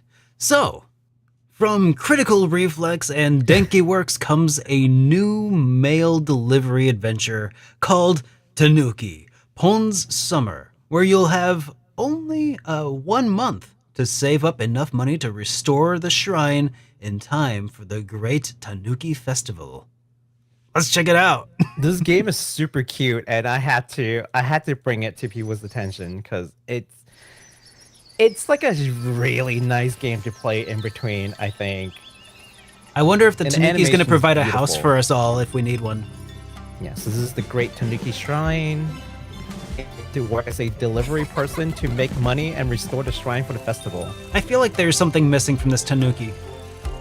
Just a pair of something? Something. I don't know. Something. I'm just saying I find it'll be very difficult for him to provide shelter, with his current endowment. It's not quite the historical depiction, but, Not quite. Whoa! This is a game for kids. Is that a BMX? Derek, please. That TANUKI is BMXing all over the place. This is fantastic. I love this. It's super cute. That's why I wanted people to see this. Tony Hawk's Pro TANUKI. TANUKI Hawk's Pro Skater. And their baseball mini games. This is... Wait, who's a pro BMXer? Who did they make the BMX games about? Well, I mean, they know that BMX sells, so they're like, sweet, Extreme. Let's do it. Dude, that TANUKI is grinding on that bicycle. That is sick. It's cute. I absolutely adore this game when I saw it. I'm like, we have to. That is adorable. That is so cool. Extreme. Extremely cool. Extreme. Extreme levels of cuteness. I know. Yeah. All right. So anyways, we don't really have a release date yet. Currently, it's being developed for Xbox for some reason. Xbox One, Xbox Series consoles, the Switch, and then PC via Steam. But strangely, no PlayStation? I had to double check that. I had to double check, and I'm like, seriously? No PlayStation? And I looked, and like, yeah, no PlayStation. That looks strangely like Japanese for like a complete absence of the PlayStation. Okay. All right. Okay. But it's on everything else, so I'm not like mad about it. It's like, no, it's on. It's right. It's weird. It feels like it should be on PlayStation. It's an odd omission, very blatant. But anyways, I did a double take. Yeah, I did a research double take. Yeah. All right. It could come on PlayStation on another day. It could announce for another day, but at least for this moment in time, that's it. It's like, all right. We've got another action adventure game. This time a little bit more serious from Reflector Entertainment and Bandai Namco. By the way, Reflector Entertainment, a subsidiary of Bandai Namco. This game is called Unknown 9 Awakening. This game follows the protagonist Haruna, who is a questor with the ability to venture into these mysterious dimensions called the Fold. And we can take a look at the trailer, and they're really putting a good amount of resource in making this game. Yeah, let's check it out. All right. Can you hit the play button? I sure can. Awesome. Since I already had it in full screen. You know what I feel like this game is? Like, I feel like this is Bandai Namco's answer to This is Unknown 9 Forspoken. Awakening. Oh, A brand new to action adventure Forspoken? game, and the first chapter of a larger adventure that unfolds also- within the Unknown 9 narrative universe. As if a response to Forspoken was ever needed by anybody ever. Well, But I understand, I think, what Yeah. you mean. Like, this is their take on that kind of their, concept. not their response, their take. Thank you. That's the more appropriate thing. It's like their take to it. I was gonna say, like, the appropriate response to Forspoken is to just, like, turn your eyes and, like, To walk move away. on. I hate the fact that it didn't do too well. I was kind of I rooting know. for it. It's actually, for what it is, like, if you play it, it's fine. It's not great. It didn't deserve the hate. Let's just say there are certain kinds of people who weren't gonna like it anyway. Yeah. But anyways, this is gonna be like an extended universe kind of thing that they're trying to build. So I'm interested in seeing where this comes out to, because this is just the beginning. If it goes well, anyhow, it's pretty ambitious of Bandai Namco. And I think Bandai Namco wants more of these like cross-media things, because the other game that they are trying to push, which is Synduality? oh yeah. Is it Synduality? Yeah. Synduality. That's also supposed to be like a cross-media thing, well, if it goes well. The game hasn't come out yet, and the anime was not exactly well received because I don't think it had enough context for it to be enjoyable. I don't know why they released the anime so early, and then the game like is not even remotely like done and until next year. Oh, you can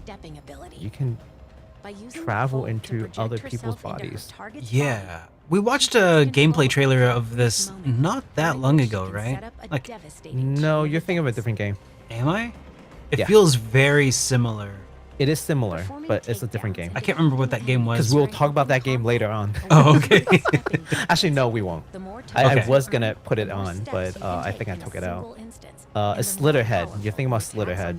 Oh, was that it? Okay. Yeah. Each ascendant archetype that Haruna steps into offers her different offensive opportunities. Experiment with different combinations of enemies to grasp the full extent of Haruna's power. Unlike her stepping This power, is- Haruna's Umbric abilities are fueled it's by Umbric energy. Kind of reminds me of When Assassin's Creed you a can little bit, replenish these except energy reserves it's by all engaging combat in so far. physical combat.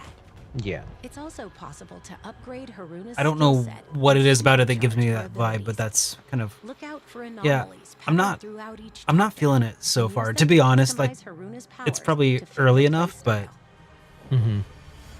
Unknown 9 Awakening is I don't but think one it's of the many my entry kind of points into game. Unknown some 9's people are gonna cinematic like this. universe. Yeah, In but I which think it's pretty destinies cool. of dozens Uh-huh. of characters Yeah. are weaved together through space and time, with the fold standing as a continuous common thread between them. These adventures maybe it's revolve also around the different aesthetics of esoteric like mysteries and this supernatural weird like occurrences blinking, witnessed flickering around the globe. background of like, oh, real world They don't locations. release novels and And comic. are Maybe spread it's all of that that's several giving me mediums, the including Assassin's Creed novels, vibes. podcasts, comic books, And podcasts. slowly unraveling the secrets at the heart of the Unknown 9 universe. Like Haruna, your time has now come to step into the unknown. I don't. You know what? I want to ask. I want to ask Chad. Like, how do you all feel about front loading all this? Because it feels overwhelming Oh to gosh, me and they're trying to when you're telling me like, oh, in order to like DLC unravel packs. the secret and understand this thing, you have to read novels, you have to read a comic book, you have to play the game, you have to listen to podcasts. Mhm. It's like that's a lot. That's to, asking like, a lot, yeah. And Yeah. and they're already the game's not out and they're already advertising like 3 DLC packs. Like, really? Oh, That's man, you're, like you're putting the cart before the horse, buddy. you don't make all this crap and then like find an audience for it. Like you make I a feel game fatigued that, just that listening has to it. I know. Like you make a game that finds an audience that wants more and then you provide it to them. That's how it's meant to be done. Like I think what they're trying to do, they're trying to wag the dog, right? Mhm. You know what I mean? Like they're trying to sort of like do these other things in order to make the main thing seem popular and cool, maybe. Oh, everybody really wants this because look at all these podcasts, look at all these tie-ins, look at all these things. They're making DLC. It's clearly going to be popular, right? That's not how that works. Look at Concord, guys. Okay, listen. If you've learned nothing from Concord, is that you can promise all these extended things, but the game flops, and then none of those things come to fruition. Well, you know, I don't know. It's still also really early. This could be cool. This could be the next big thing. That could be. But I mean, I am frankly tired just listening to quite honestly. I don't know. Like, I'm curious to hear about what you all think. Everybody else in the chat does seem to agree that this looks kind of mid. So yeah. And for anyone who's watching this later on, and you couldn't catch us live, please leave it in the comment section. I'd love to hear what your thoughts are about these like cross-media projects that are just like selling you this entire thing, and when the game hasn't even come out yet. Although we will see later on, there will be yet another cross-media thing that I actually am excited about, and actually looks like it could succeed as a cross-media thing. But alas, we'll move on for now. All right. But before that, I should mention that this game is actually coming out fairly soon.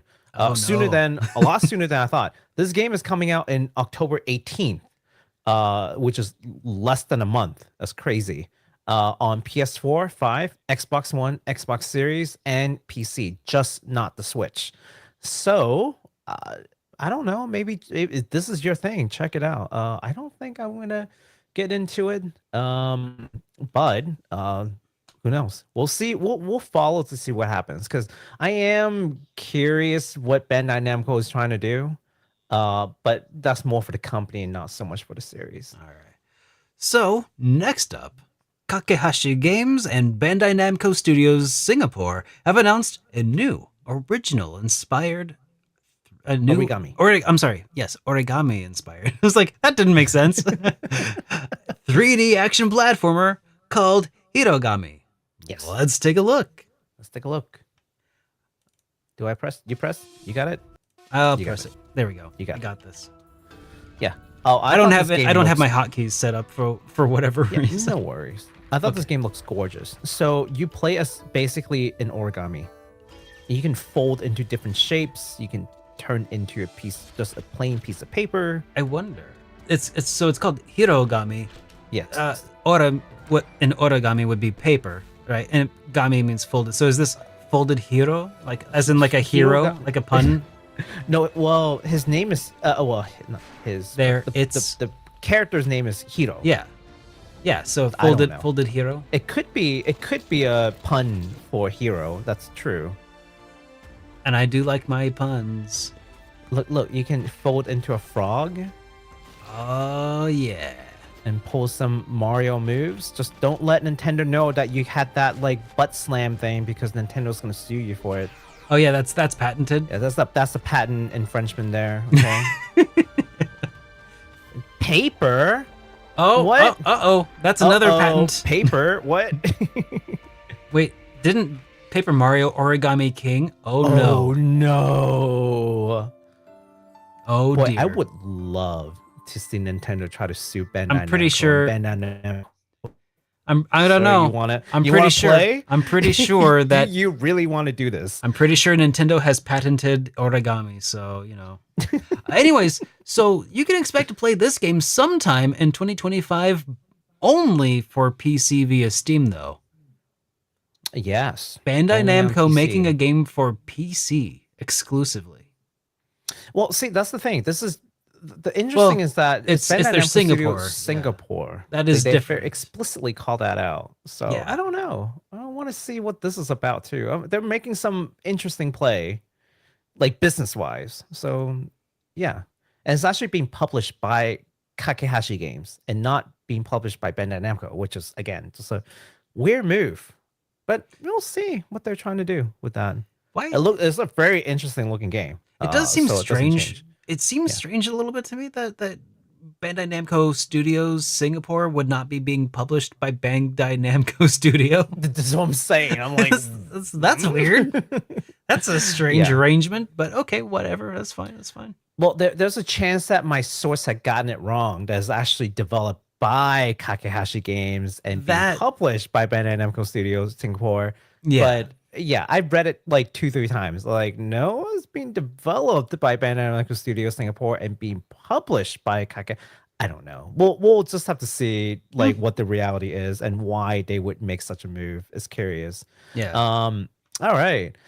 Next up, I'm actually pretty interested about this one. Following the first successful Metroidvania, Gal Guardian Demon Purge, Inti Create announced that they will be releasing a sequel game called Gal Guardians Servants of the Dark. The game will follow two demon maids, Kirika and Masha, as they explore the demon world. They have different attacks and abilities, and players will have to switch between the two in order to progress through the different areas. The game will also feature online 2 players co-op. I actually don't know if they have local co-op. That's something I want to look into. But definitely online 2 players co-op, allowing the 2 sisters to be played simultaneously. So this is very similar to, of course, the previous game that we just talked about, Gal Guardian Demon Purge. I think I showed you that before, where like one character would do like long range attack and the other character would do short range attack, and they have different like movement abilities, so you have to like switch between the two depending on the situation. In a Metroidvania, like, so when you're fighting a boss, you might have to switch to close range. You run away, you switch to long range, and then during certain parts of the puzzle, you might have to switch between the 2 different movement abilities. So it's really fun. This is kind of the follow-up to that. We can take a look at the trailer, and we'll show you a little bit more of this. All right, go ahead and press play, and let's take a look. Yes, sir. Special announcement. Special announcement. I love integrate special announcement. Action platformer Gal Guardians. Yeah, so you got the close range attack, and then this one has the far range. It has the shotgun. Demon maid Kirika. So yeah, Integrate's killing it with like the Metroidvania and like the platform kind of games. Yeah, I think that's like the specialty at this point. Like all the best, well, not all the best, but like all like these like amazing Metroidvania games that's coming out, it's just like all Integrate. With their fellow demons, and they've existed for a long time too. Integrate, it's been around making games since I was a kid at the very least. You know what's interesting? Lowest Expectation just in chat mentioned how they skipped picking up the coins and how they feel triggered by that. And I was just thinking like the same thing. I wonder if that's like some sort of, oh, I could totally play this game way better kind of thing. You know what I mean? Like when they show an ad and someone's like playing the game poorly and you're like, I could do better than that. It would be so satisfying if I could play the game and actually like show them how it's done. You know? Is it? I think it's intentional. Those, I think it's like YouTube ad thing. I think it is. I think that's what it is. Stupid mobile games, and then like they exactly that play stupid, and then like, they what you can do better, and then you click on it, you download it, and you fall for the trap, and then you have a virus on your computer. Yeah, you have a virus on your phone. Yeah, yeah, it's exactly like that. It's one of those like ads that they show on Facebook or something, like only 1 in 3 people can answer this question correctly, and it's like, who is the first president of the United States? And you're like, I know that, and you gotta like click, and that's how they get you. That's how they're doing it. Man. They're doing it. Debate. It bugs me. But I will say, I played Demon Purge, and that game is really good. I played Austrian. It's actually really good. For anyone who's like, wait a minute, and see you play this on, because I play Austrian. It's actually really good. So that's why I'm excited that they're doing a sequel. In fact, I played a couple Integrate games, like Azure. Yeah. What is it? What is it called? What's something Azure? Gunvolt? It's the not Mega Man. Yeah, it's not Azure Gunvolt. I can't remember. Azure Striker. Oh, okay. Azure Striker. Yeah. Azure Striker Gunvolt. Yeah, that's the one. Yeah, it is Gunvolt. You're right. Yeah. So I mean, it's those guys. And that game is like super fast paced, super fun. It's like everything that like they couldn't make Mega Man X of to be. Because they switched over to 3D. Don't get me started. But yeah, no, I'm excited for this. There's no release date just yet. But it is currently being developed for all modern platforms. So no real excuse not to play this if you're a fan of Metroidvania. All right. Well, moving along. Was that everything you wanted to say? Okay. That is, in fact, everything I wanted to say. Developer Forces, Tatsumaki Games, and Frantique have announced dramatic roguelike action game Steel Knights ARMIS, Awakening of Survivor. Yeah. And it's got an interesting name. So let's take a look. It's a really cool looking game. I don't know what to make of it. Like, it's kind of like a roguelite, but also like twin stick, maybe? Oh, yeah. That looks twin sticky. Yeah. Little bullet hellish, maybe? Yeah, there are 5 chapters only, so I don't think it's a very long game. Twin stick, bullet hell, shooter. It looks like, yeah, that's what it looks like. That looks like a versus selector. What is this? What? Voice acting. Maybe, I don't know. It sounds like an announcer. Because it didn't change when like the different person was talking.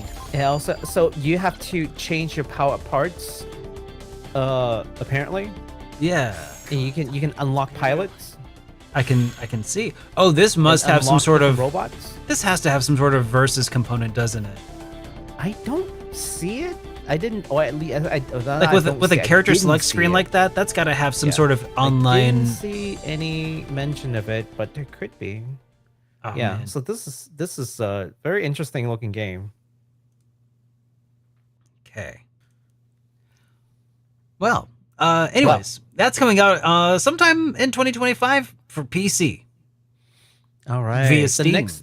The next thing is that cross-media project that I was just alluding to. And that I'm actually really excited. When I saw the trailer, I was like, oh my God, this looks like a lot of fun. And I think it's going to give Pokemon a bit of a run for their money if it goes well. And this is from Level 5. Yeah. They announced their latest RPG, a Ghostcraft RPG called Holy Horror Mansion, which they have described as their largest cross-media project yet. And this is from their CEO, Akihiro Hino, during Tokyo Game Show. He said, I'm proud to introduce Holy Horror Mansion. I hate the name. I know. It's a mouthful. The theme of this game, the theme of this title is family. From the story to the game design, we aim to create an experience the whole family can enjoy together. Enjoy it as a family. I wonder what that means. Partnering with top entertainment companies, Holy Horror Mansion will be our largest cross-media project. Release schedule and platforms will remain unannounced for now. We will hold a cross-media showcase for the game in spring of 2025 to reveal related merchandise and media plans. We kindly ask you to stay tuned for further updates. Take a look at the trailer, though. Take a look at that trailer. It's You've told me about this, or maybe not this trailer. It's related to Yokai Watch, yeah. But you definitely told me something about the Apple Pen meme. And, okay, I'm going to turn this down just because there's probably some copyrighted music in here that's going to get me hit. But this is... Yeah, this feels like a spin-off or successor to Yokai Watch. Yokai, yeah. Yeah, no, it's totally tied to Yokai Watch. Is like, it? Series. Okay. Yeah, absolutely. Because that would be really weird if it wasn't. Ghost and from Level 5, but not Yokai Watch. That looks like Yusuke with the green uniform. Sorry. I want this to kick Pokemon's butt. I mean, it's probably not, but I want to get them a little scare. Yeah. Because it's that demographic too. Yokai Watch is immensely popular in Japan. They got the Apple Pen guy. Yeah. I don't know what he's doing there, but they got the Apple Pen guy. Well, I mean, the Apple Pen guy apparently he made an Apple Pen monster. An Apple Pen monster. Yeah. I mean, well, not monster, ghost. Yeah. So this is the ghost crafting element. You can take different objects and craft them into, well, ghosts. You know, they got people dancing, so they must be doing something right. I haven't seen anybody dancing. You know, the last time I saw a video game, on like some kind of like something got talent thing. The They're last like super time popular dance group in Japan. The last time I saw anybody dancing about a video game, it was Zelda. Okay, did they? Just saying. Oh yeah. What? Oh yeah. Zelda. What was it? Ocarina of Time? No. It was earlier than that. That featured like the rap, the Zelda rap, and the dancing. Oh yeah. It's a sign of great things to come. If they're dances to the game, man, you know. Oh yeah, synchronized dancing. That's the trick to a. Yeah, this is a ghost crafting RPG apparently. And photography. And photography. Oh no, that's in the patent. What? Oh These dear. Battles with the. Oh no, that Yokai is so snap. Pokemon just now. Oh. Oh no, Lo-Fi, you better be careful. That looked an awful lot like Pokemon. Oh snap! Oh no. Woo. Well, man, looks like their days are numbered.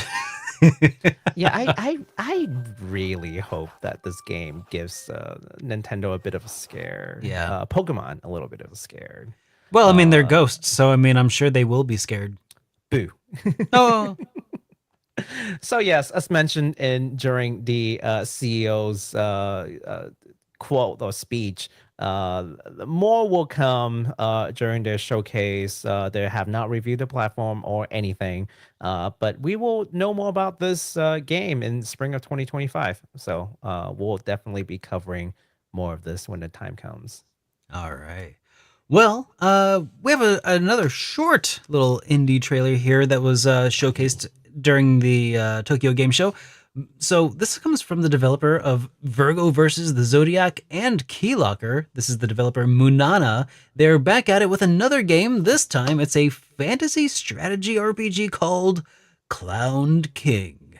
As a clown, Prince Matthias, you will be picking up you will pick your battle formations and manage your troops and make difficult choices towards the throne. So we got a trailer here for that too. Man, they are prolific. They are just back at it already. Like they just released Keylocker. I know. They just released Keylocker. And the art in this looks really good. Yeah. I can't really see a whole lot of gameplay. It's just a very short trailer, teaser. But I dig the art style, honestly. Like, that looks cool. I'm not usually much of a person for clowns. Well, so the prince is masquerading himself as a clown, and he's trying to get his way to the throne, is what I understand this to be. Yeah. Yeah. So interesting for like a tactical RPG kind of deal. I want to see more of it. It's, as you can tell, it's fairly early and what's not. So yeah. So yeah, keep your eyes peeled for that. We'll tell you more about it. There's no release date yet though, and it's currently PC exclusive so far, as is pretty much every indie. So, you know, yeah, a lot of these it's kind of a thing. Yeah. And not to say that, like, you know, there aren't a lot of games coming to like consoles and PlayStations, but again, we just talked about the PlayStation Sony like PlayStation State of Play, right? So those are all PlayStation, and also a lot of games that were on PlayStation and other platforms that have already been like talked about and for previous episodes, and they only showed like more information in TGS. So that's kind of the reason why a lot of these games ends up being like PC only and stuff, because they're like relatively small indies that don't actually get to have these announcements, or they wait until TGS to bring their games out. Yeah, so just it's what is it called? It's kind of a weird selection biased kind of deal. So yeah, no, PlayStation is not dying, guys. Okay, far from it. Even with the PlayStation Pro whole thing, they are doing perfectly fine. So with that said, let's move on to the next one. Okay, so this game, wow, okay. It was previously announced as Project HYKE from Akatsuki Games, Blast Edge Games, and Aniplex, which is probably the one that you guys have heard of. They had just announced that their new pixel art action RPG will be named HYKE Northern Lights. And you guys will see these titles in the description. And just in case you're wondering why there's a parenthesis around the S in lights, it's because there might be multiple lights. we don't know. There could be one light. There could be several. We don't know. Yeah, it could be Northern Light. Maybe there are more than one light. So then there's I don't know. Look, that I'm gonna see it. People are gonna like, why do you have the parentheses around the S? It's like that's in the title. I didn't decide that. Ask them why there's a parenthesis there. Northern Light and or lights. Yeah, and or lights. That's the proper pronunciation of the title, by the way. There is Northern. Is HYKE Northern Light or Northern Lights. Actually, it's HYKE Northern Light S. The S means special. Okay. Oh my god! Don't get me started with DQ. DQ11 did that. DQ11 S. Like, what does S stand for? Anywho, the game follows a young girl named HYKE, who is following her mother's footstep to journey around the world that has been devastated by the war between humans and witches. So let's take a look at that trailer. You guys know what Aniplex is, yeah. I might not heard the other two places, but you guys definitely know what Aniplex is. Aniplex so made DVDs that I watch with anime on them. Yeah, so that is the main character, HYKE, but then there are other characters who will join along with your party. I like this art style. That's cute. Yeah, I'm kind of looking forward to it. Oh, look at that. Just because it's an action RPG. I'm like, ooh, you got me an action RPG. Pixel 2D action RPG? Sold. Oh, yeah. Oh, yeah. Chill time. Chill time. Yes. Nothing like camping. Because Yudu Camp told us that are they girls camping with camping with a freaking Hummer? Did you see that giant ass truck? FF15 told us that you guys want people to make food in games. And here's like the fighting. That Hummer looks like it was to scale. It took up like a quarter of the whole screen.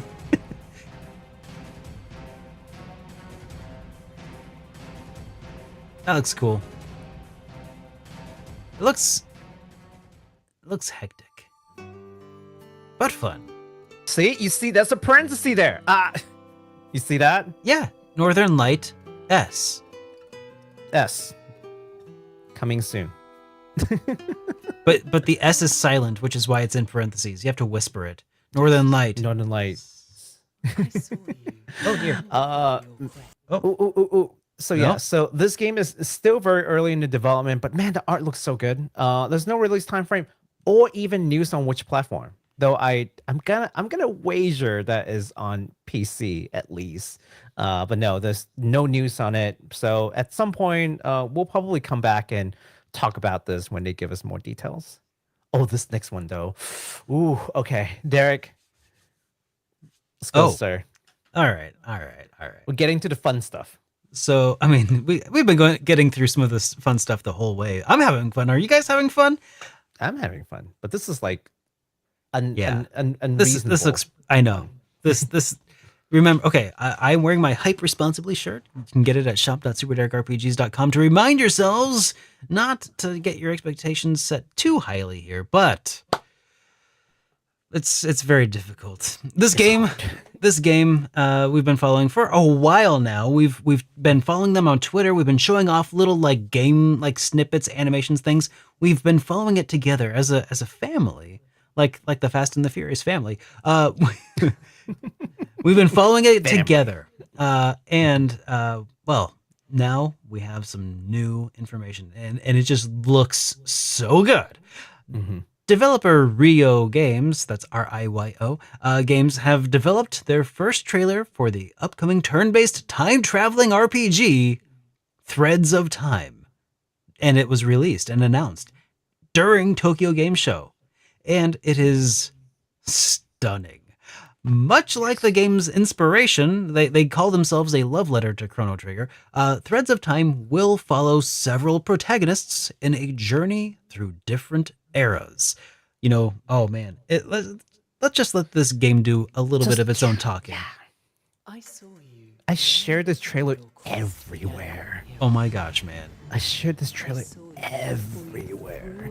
Everywhere I can share this trailer, I've shared this trailer. I love the seamless transitions between hand-drawn animation and the pixel art that it eventually goes to. Like, look at that.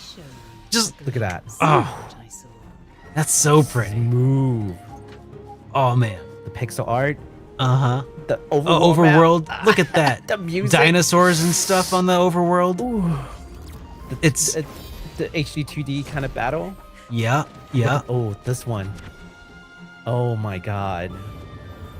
I got goosebumps watching this. Yes. So look at that in the background, the robot and the yeah. Oh man. The apocalypse. Look at that thing. What is that thing? You gotta fight it. Oh, it's Robo. I mean, not Robo. It's kind of Robo. You want dual attack? Yeah. Yeah. Oh man. Oh, 1000 AD. And there was like earlier we were at like 12 million BC. Oh, look at this. She's a red mage. And it's a unicorn wolf. That's cool. Another dual attack.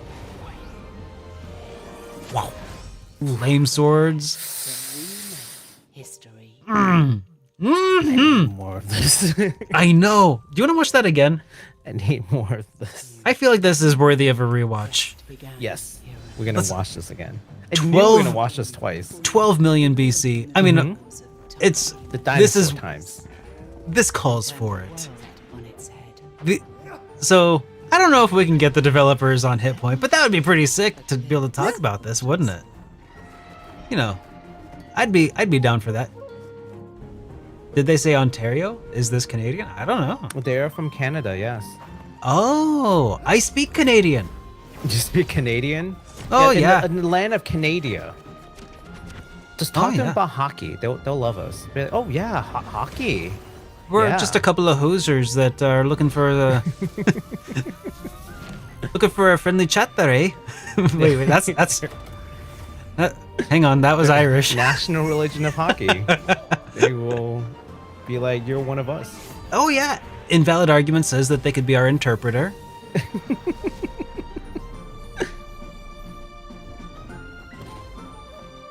Oh my gosh. Oh my god, the characters, everything about this is it's so everything good. about this. There's nothing I dislike about the things I'm seeing. Absolutely. Usually I'll be like, you know what? Like, it's like 90% there, but like that one little thing, I'm like, like, no, I'm 100% on board, and that's rare. Yeah. I mean, man. I have absolutely no critique that I can make. No notes. I think it's spotless. I know. So we don't have any sort of release date yet. Mm-hmm. It's just been announced. They announced it at Tokyo Game Show. That's pretty sick. Yeah. And it's being developed for Xbox and Steam. It's probably coming to other stuff too. I mean, it's gotta, right? Let's just be real. I mean, yeah, it's probably gonna be published to other things. This is one Humble Games. Humble Games involved, which is cool. Yeah. It's published by Humble Games. Yeah, that's pretty sick. Cool. Yeah. I mean, you guys might not know this, but like Humble Games actually released like a good couple of games in the past. So the fact that they're on board with this project like makes me feel even better about it, to be very honest. Yeah. Now I feel like we somewhat recently like kind of talked a little bit about what it means to be like a spiritual successor or an homage or a love letter of an RPG. Mm-hmm. And I know that like a lot of people have reservations about games titling themselves as such or like referring to other games in their own promotional material, but I do feel like this is a valid like thing. Like it's pretty clearly like the time travel mechanics are definitely easily an homage to Chrono Trigger, and I think that we've also established, we've probably talked at length about like why they would do this, or I know I've put out a video specifically about why developers might call themselves a love letter to these games, or try to leverage that information to like help them spread the word about what to expect. I get that, but yeah, I I've yet to honestly be let down by a game that is, at least in the last couple of years, I'm yet to be let down by a game that looks this good and claimed to be inspired by Chrono Trigger. So like, it's a high bar to pass. It is a very high bar. But the trick to enjoying these is to also just make sure you hype responsibly and don't let yourself be overhyped. Just understand exactly what they're saying. They're not saying I am making Chrono Trigger 2. They're saying I loved that game and I wanted to make something that, like, to me made me feel these things again, you know? And if you go into with that perspective and understand that their experiences might have been different, you're going to enjoy it. You're going to have not to diminish their like unique existence either. Like a lot of times when, and I've complained about this before, where like as soon as the game comes, like, yeah, that's a Souls game. It's like, yeah, but I get why we may say that, but I also don't want to have that diminish like their unique existence. Like they are doing things that are unique, and to a lesser extent something like this where it's like it's being compared to CT, and then all of a sudden it's like, well, if you're not a CT clone then you're not good. It's like, well, no, that's just their inspiration. Like, you know, they are still a unique like entity, which I would say the worst thing that I've ever seen, okay, and then I can move on. It's I'm Setsuna is still like the worst thing I've ever seen when it comes. Oh God, to, like, and it was even Square Enix trying. Yeah, that's the thing that bugs me. It's like you are a Square Enix subsidiary. It was any other company, I would have been way more forgiving. Where you're a Square Enix subsidiary and they're publicly like, you know, be like, oh, look at these Chrono Trigger kind of like battle. Ooh, yeah, and like, oh, so much hope went into that game, and it did not deliver. I was so upset when I played a game. But this is by far the closest thing I've ever seen to someone recreating the magic. Well, not recreating magic. I was gonna say, hype responsibly, Baku. Hype responsibly. It's hard, man. It's hard. But hard. This does good. But it does do, I think, a pretty good job of like showing what an HD 2D remake or remaster of Chrono Trigger could look like if done well. Yeah. So that's neat, if nothing else. But I'm sure that there's more to it. If nothing else. We will see more of this, I'm sure, in the coming days. All right. This brings us down. Oh my, can you believe it? We're finally at the very last game of the night. Man. Yeah. That's good times. Just flies by so quickly. It really does. All right, here's the last game. Koei Tecmo and Gust decided to surprise all of us with not just one, but two new Atelier games in a single year, which is crazy. Following the very recent announcement of Atelier Yumiya, we now have news that there will be yet another new Atelier game called Atelier. Oh my God, this is so hard to pronounce. Here, give me 1 second. So Resleriana. Atelier Resleriana. I kind of gave up during JRPG Weekly Update. So props, man. You did it. And it is called Atelier Resleriana, the Red Alchemist, and the White Guardian. Now, this is not to be confused with another game titled Atelier Resleriana, Forgotten Alchemy, and the Polar Knight Liberator, which was previously released as a gacha game. This one is a brand new adventure set in the same world, but also has a completely original story and is completely offline.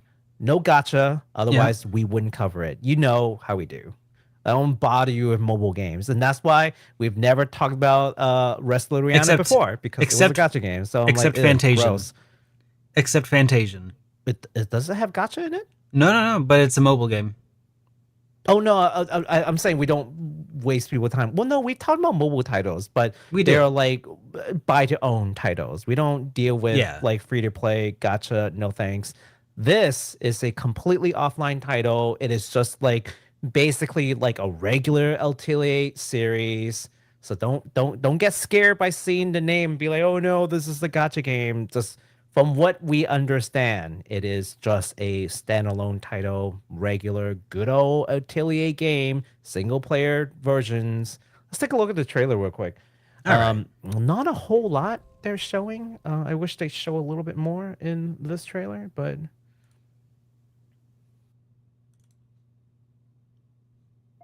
there we go. Yeah, so Resleriana seems Resleriana.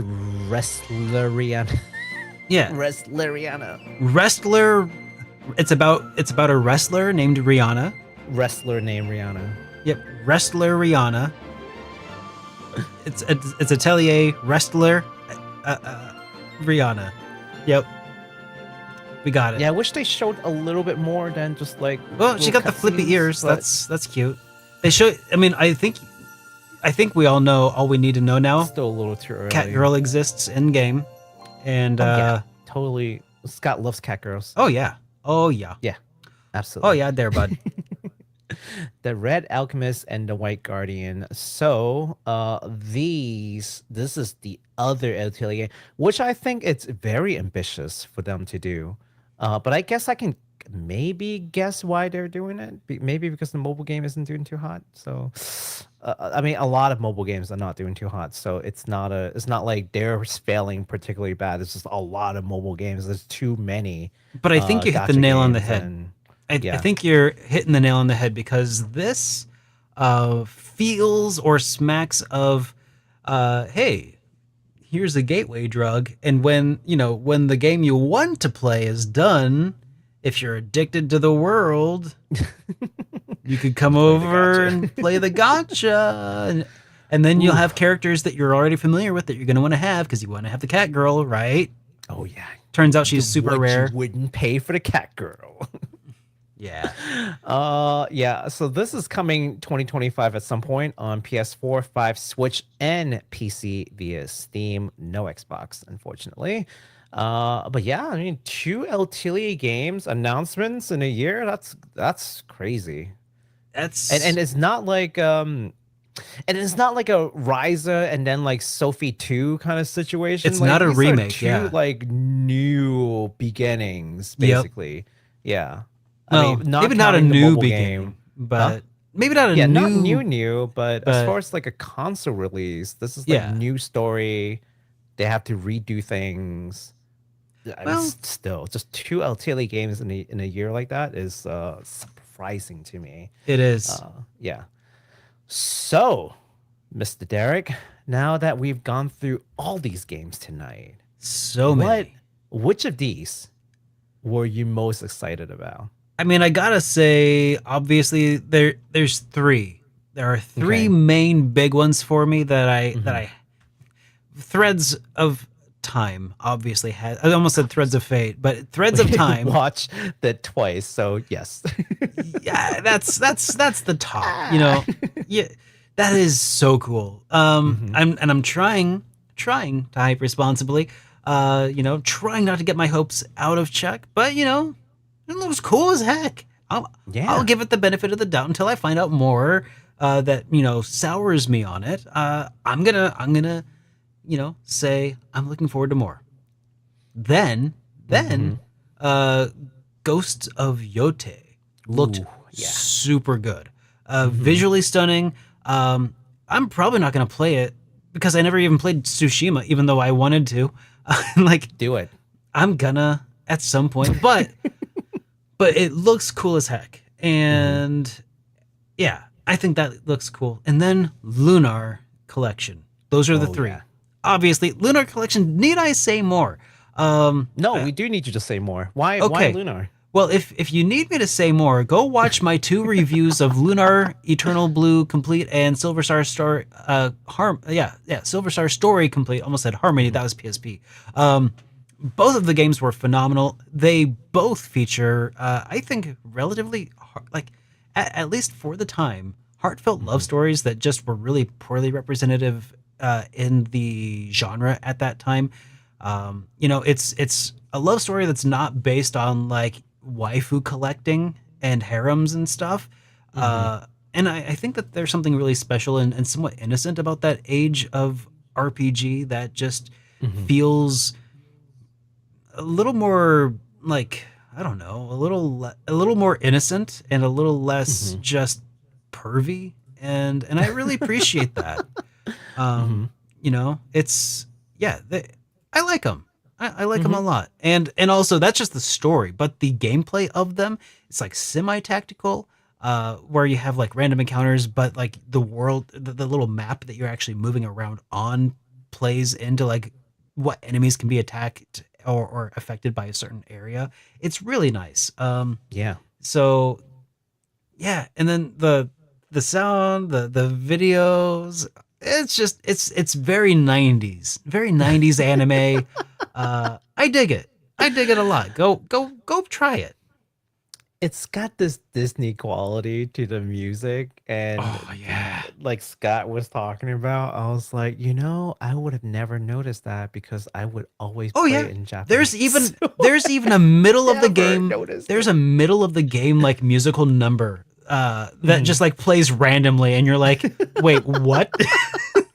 It's not quite like Rhapsody, a musical adventure level, but it is just randomly in the middle, and you're like, oh, I guess I'm just watching Luna sing for 2.5 minutes because that's out of nowhere. I mean, but it does tie into the story. Also, Lunar 2 Eternal Blue Complete has such an incredibly satisfying post game that like redefined, like it's like a 10-hour post game. Like after you defeat the final boss and the credit scroll, there's like a 10-hour campaign that you can do just to like tie up some loose ends, follow up on some characters. Crazy. I know. Like I hadn't Nowadays, experienced. They call that DLC. I know that I hadn't experienced anything quite like that until like Dragon Quest 11S, which had like, an additional like 30-40 hours post game.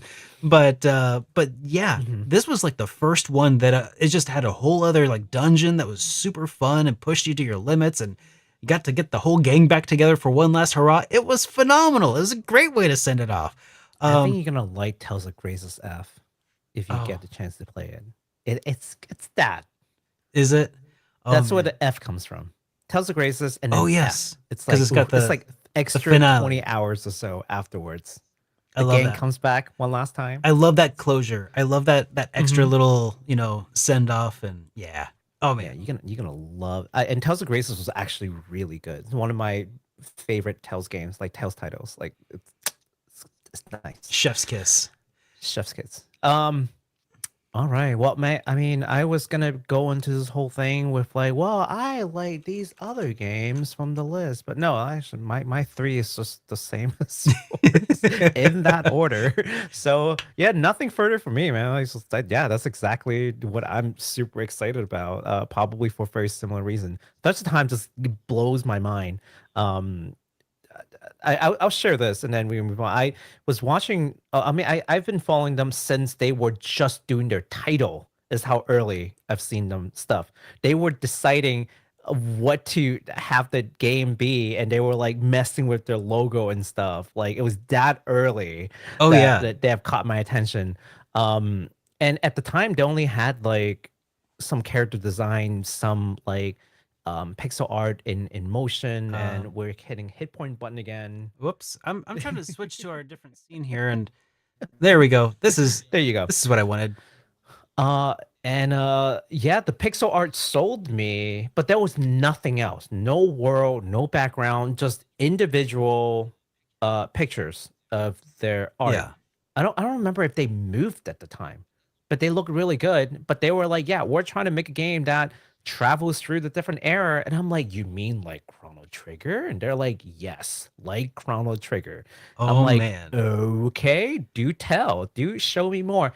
And then gradually it turned into they would show not only the pixels but animated and how beautiful they look just like got me. But still, nothing Yeah. out the world, no backgrounds, no animation. Just, I mean, the animated like the pixel art, but not like the animation that you saw from the trailer. They kept it in the DL. Oh yes. Okay. Everything that you saw in the trailer is like the first time they've really like shown it to the public. And that blew my mind. And I'm like, I am right to believe in you. This looks amazing so far. Validation. Now to see your actual game. I mean, the music, the production of that entire thing was so just good. Like, yeah. And I didn't know that they were going to do like an HD 2D thing. Because again, I only saw the pixel art. Yeah. And like, there's no background. You didn't see anything. But now that they've shown everything else, like, okay, you've gotten my attention and then some more. Cannot wait to see what else they do. So, yeah. So, if there are any games that you guys are interested in, definitely let us know in the comments. I want to know what you guys are excited about coming up. Because boy, it's like we're in like almost like in the fourth quarter. Yeah, we're almost in the fourth. We're in the last quarter. We're in Q4, right? October, Q4. Yeah. October, November, December. Yeah, we're in like Q4. We're in the last quarter of the year. So we've gone through a lot of games this year on HitPoint. What are some of the ones that you're most excited about? Never mind like Tokyo Game Show and all that. Just let us know what you are excited about in the comments, and we'll talk about it. And that brings us to the end of all the showcase. That. Yes. So but we do have more things. We do have some new things. Do you want to take this, or do you want to take this? I'll take this one for now. Okay. And then we'll discuss. I think this is more of a discussion topic. So here it is. There is now, and this is industry news now. We don't usually cover like laws and legal this and that, but this is interesting, and this is going to impact a lot of things that we've talked about that we have gripes over. We hope. Well, okay. So there's a new California law that will basically be an expansion to the existing false advertising laws to make it illegal for sellers to use terms like buy or purchase in relation to digital goods. So we've talked about like sparsely through the existence of our podcast. For example, when Funimation would sell digital versions of DVDs, basically, and you get to download it, or whatever. But when Sony fold Funimation, all of a sudden, even though you had bought the DVD, or more like the rights to access, or maybe a lease to it, once they folded it, once the server no longer exists, you can't then download the thing that you have supposedly bought, right? Similarly, when say the PS3 shop closes down, or when the Nintendo shop closes down for the DS, you bought a game, but because the server is closed down, there is no way for you to access the game. So have you really bought anything? Do you really own anything? You pretty much don't. And then there are other instances where you've bought a game, but the game wholly relies on a server to function.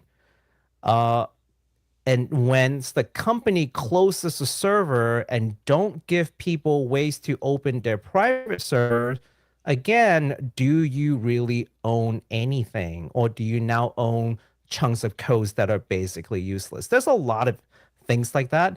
But these are all basically examples that had triggered the legislator to start this, to put in act this law that basically says if you are going to sell digital goods, you can now no longer say that the people are buying or purchasing things because they don't have true ownership over this good. Now, does that stop companies from effectively selling them? No, but they have to put a warning next to them, which doesn't sound like much, but and I don't know if folks understand how like laws in America basically works, but it usually begins with something like this. And then this is a state law. So let me explain something to folks who are from outside the country. In America, we have federal laws, which is basically the entire country. But then we also have state laws that are specifically to each state. Now, California is a huge state, very populated, obviously, and where a lot of these tech companies located at, like Silicon Valley. So this actually has major impact and sets a major precedence to finally curb this problem of selling digital goods. Like, how do you define these? Well, how do you define ownership when it comes to digital like goods? And so this is kind of like the beginning of them trying to crack down on this situation. And it extends to like things like gachas. And like, if you think about it, mobile games, gachas, do you own anything? No. Once the server shuts down, like you can't connect to it. What did you even buy? Right? Yeah. Yeah. So here's my main concern about this is that like in the past, similar sorts of things have been done for known carcinogens, within like California. So you see weird random labels of things like saying, milk is known to cause cancer in the state of California or something like that. And you're like, huh, what makes you wonder what about California is so cancerous, right? Mm-hmm. So I wonder if they're just going to do some sort of like, what's the word? F***ery that will say something like, in the state of California, you cannot purchase this game. You can only, rent it or something like that. Like there's going to be some sort of slippery, legalese, stupid, like, greasy weasel word thing that they're going to do. That's going to say, in the terms and conditions or whatever, that by buying you're not actually buying, you're just renting or leasing in the state of California or something like that. And and that's all they're gonna do. That's all, and that's all that's gonna happen. But this is the start, hopefully, of something bigger. But it's just I think that's the whole point is I don't think anyone is saying this is the solution. Once you do that, okay, we don't have to do anything else. I think this is the beginning of really forcing their hands to either change their practice or truly define what ownership means when it comes to digital goods. And have, because I mean, for the longest time they've just kind of gone in like the gray zone and they weren't like fully regulated. But once they start messing with consumers, like what was it, the crew is like the other example where they basically sold the game at a price, but the game is basically inoperable without a server. So once they close down the server and don't give ways to allow people to have private servers, that thing you purchase is effectively useless. Yeah. There's no server, right? So, and this whole problem extends way beyond just like games. Like think about like DVDs or like, other digital content, songs that you have purchased. This should be yours. You own this, right? Or at least a copy thereof. Yeah.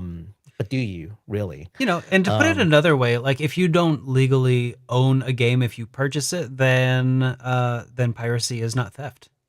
That's another statement that's been making the rounds on social media lately, and I'm inclined to agree. I don't think that piracy is theft anyway. But like I think that it really drives home the point that like if we're going to be using words, they should matter what they are, right? Words absolutely matter, especially in a realm of legalese. That's where people have fought. Billion and billions of dollars has been spent in battles to define a word. Words matter in law, and so this. I don't want to say this is gonna be, again, this is not the solution, but this is certainly the beginning of something, which brings us to another point, and that is, as soon as this thing was passed and was talked about, and the law is called AB 2426, by the way, for anyone who wants to look it up. GOG came out and they're like, hey, by the way, we sell DRM free version of games that you own is yours. You download it, that's yours now. Okay, that file, that's yours. Yeah. You know, if you lose it, that's your problem, but it's yours. Take care of it. That's your copy. That's beautiful to hear. Yeah. Gotta love so that. I we need more of that. So it's not like it cannot be done. Like GOG is showing us that it can in fact be done. Companies just don't want to do it. Yeah. And I just hope that, I hope that this is the start of something bigger. It'd be wonderful if this was, United States wide or internationally known. I would like to see some enforcement of that, and I'm curious to see what that enforcement will eventually look like. I know that California is a big mover in a lot of ways for a lot of these sorts of things. So let's hope that this is the start of the snowball and not the end of it, Yeah, it's not like North Dakota passed the state law that no one's gonna care on digital goods. But even then, like if any state passes a law of that sort, it usually turns into kind of an avalanche, unless lobby gets their way. But that's a different discussion for a different day. So that's what's happening in the industry. I hope you all find stuff like that pretty interesting, because I certainly think these things are interesting. The law drives business, business create games. So that's what happens. So if you like games, you can't ignore the elements and that shapes like the feel, if you will. So moving to something way more lighthearted. Falcom JDK ban. I did tell you guys this in our last show. That they will be playing at the Tokyo Game Show as they typically do, and wouldn't you know it, they left the VODs to the performance. So if you couldn't make it to TGS, which I'm sure most of us didn't, but if you still want to watch that JDK ban play, and spoiler, there were a lot of trail songs. We'll leave the link to the VOD in our description later on. So Baku, why are you spoiling the music, man? No, I'm spoiling all the games. All the games. Oh no, you're gonna listen to them play and like, the game's spoiled, I can't play this anymore. Yeah. So check it out if you haven't already. The band is amazing. Games and music. I know, games and music's crazy. Yes, we'll leave the link. If you so inclined to spoil yourself, you do it. We're not going to play this on the show. Yeah, definitely not. All right, so let's go ahead and I think, does this button work correctly? This is yes. the last thing. Cool. Did I switch over to the wrong? Did I open the wrong link? I might have opened. Oh no, I totally did. I. Yeah. Okay. Okay. We're back. Most professional podcast, guys. Did you get the link? Yeah. To this? It's not showing on. It's for your screen. I haven't. You want me to show your screen now?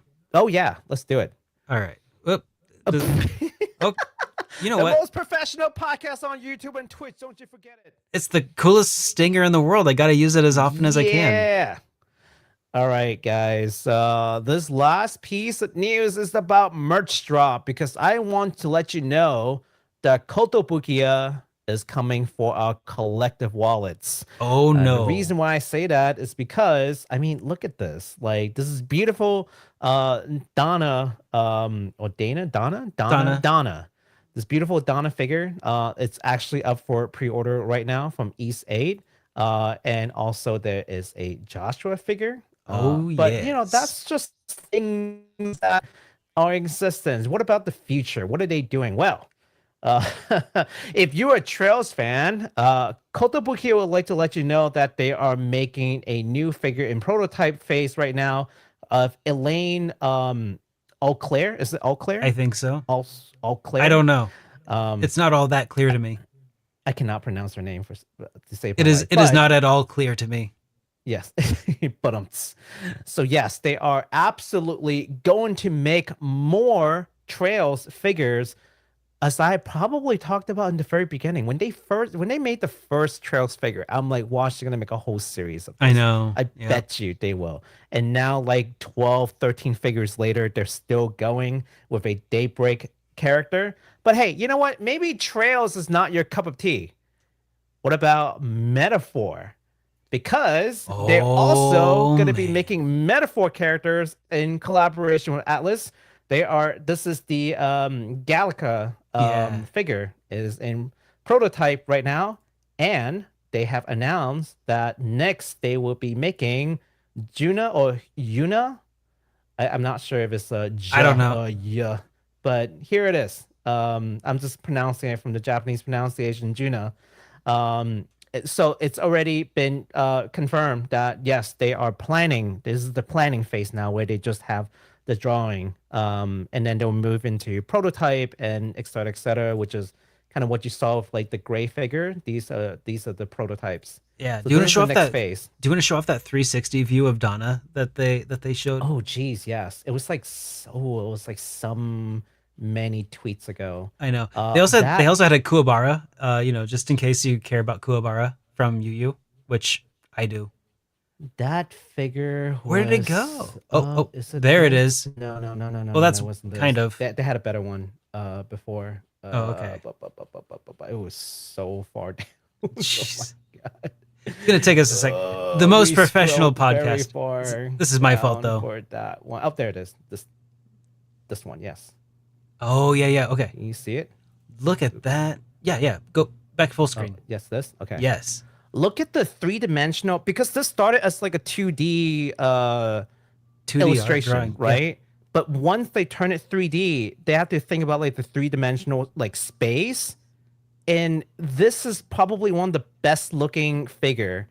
There's like something happening from every angle. I love every angle has something interesting, like, and something that really pops at you. The motion in that hair is so nice. Yeah, and the motion this is one of the best. Trust me, I collect a good amount of these. This is one of the best looking figure I've ever seen. The details, the motion, the expression, the pose, everything is just top notch. That's really impressive. You can still pre-order this on AmiAmi. I think this is still up for pre-order. So I will leave that. But okay, you say, Metaphor, it's fine. Trails is fine. I'm not really either of those fans. Well, how about this? They are also, if I can scroll back up far enough, the most professional podcast. Oh yeah. Too far. Back. I'll get there. Just give me a second. Were you looking for that one? Because I think you might have skipped it again. But no, it's right here. I was. They're also making figures for another Atlas published game. Unicorn Vanillaware. Yeah. Called Unicorn Overlord. That's right. So this is Scarlet from Unicorn Overlord, which actually looks again amazing. I thought you were gonna show off the Kuwabara, but this is fine. This is good too. We can go back to that if you want. No, we can go back to that. And this is what's her name? I cannot pronounce the name. Elteline. Couldn't tell you. I can't. I never played it, but you did. But she's like half of like the elf sisters. She's like ruler of a certain region. But yeah, just super awesome to see. Personally, I want to see Rosaline, which is like the dark elf sister, in there too. But I'm going to guess. I'm just gonna say it now. If these figures sell as well as the game did, which by the way, they've surpassed 1 million sell in game sale, Unicorn Overlord.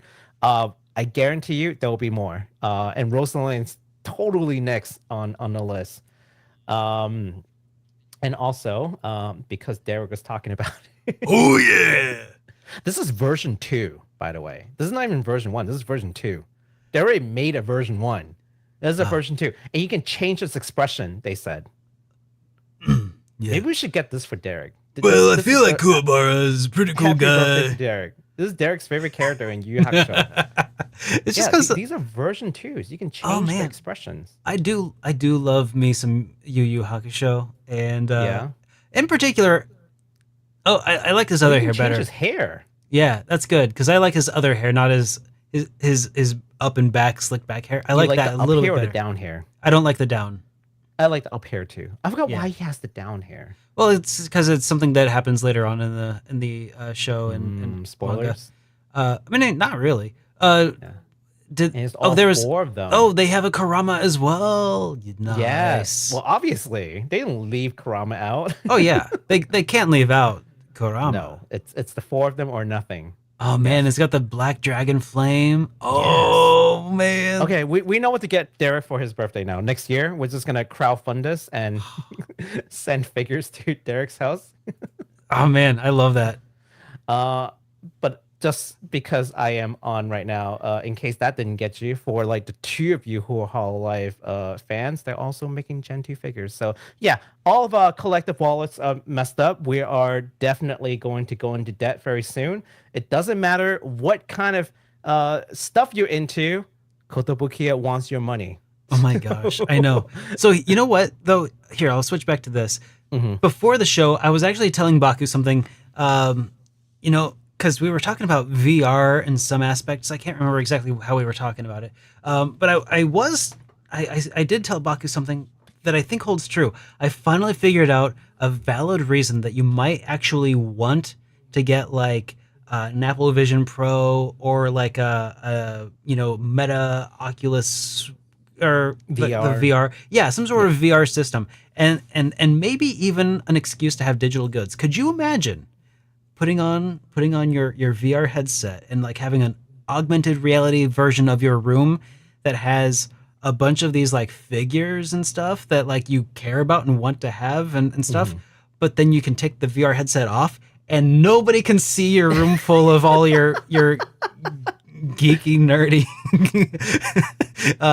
gal figures, whatever. You could just you have them when you want them and you take it off and they're gone. And I feel like because that's the hard part. It's like, yeah, like I have these things and I like to have them on my shelves and stuff. But then like if you invite a lady into the room or something, you're gonna scare her off because it's full of small effigies to anime waifus. You're gonna the anime girl shrine will scare off potential people, unless you've given up. I guess I don't know. Just saying, it would be pretty cool to be able to like have them when you have the headset on, and then take it off, and then you're like, oh yeah, this is fine.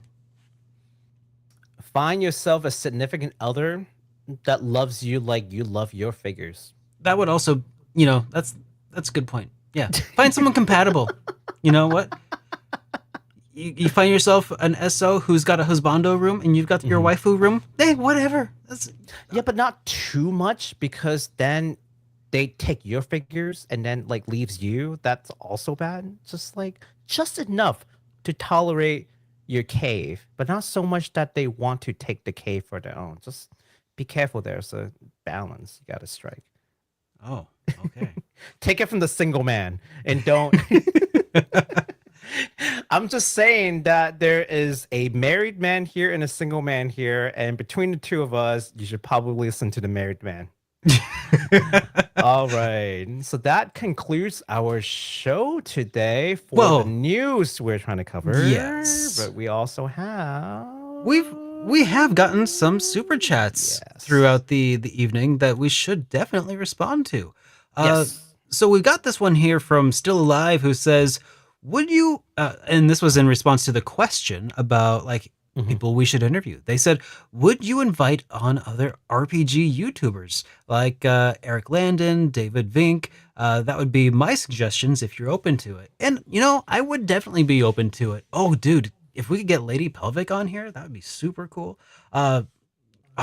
Yeah, there's so many cool options for other RPG creators. I've got a lot of RPG creator friends that I would love to have on. But it's also a matter of like, what do we talk about, right? And I'm sure we could have a lot to talk about, But what we've been aiming for with the developers interviews that we've been doing is to like talk to people when they're doing something like time sensitive, like, oh, we just did this Kickstarter, oh, we've got this game that's just coming out. Like, that's what we're aiming to do, is like bring awareness to important key points in their development. And I would be over the moon to do something like that for like another big project, maybe from like RPGFan.com. Scott would be an incredible addition to a couple of these shows, I'm sure. But like, yeah, I want to focus on like people at certain like big moments in what they're doing. So that's kind of what I've got in the back of my mind, you know? Ask Scott about cat girls. That's always fun. Oh yeah, okay, that could be an entire Scott discussion in and of itself. Scott loves cat girls, and we should ask him why he loves cat girls so much. Well, I think it's because everybody with a heart loves cat girls. Cat girls need love too. Everyone with a heart loves cat girls. Why do I get the feeling you're saying something without saying something, Baku? No, absolutely not. I was just okay. enunciating my words. Oh, that's good to practice your enunciation. Very good. Absolutely. Moving along, Still Alive also says, have either one of you played Disco Elysium? I heard that it's a very mature and intelligent game. It's more of a Western RPG though, and it's all dialogue, I heard. You know, I have heard of it. Sound so familiar. Oh, it's because it's very similar to like, it's a Western style, kind of top-down isometric, kind of like Wasteland or like the older Fallout kind of games.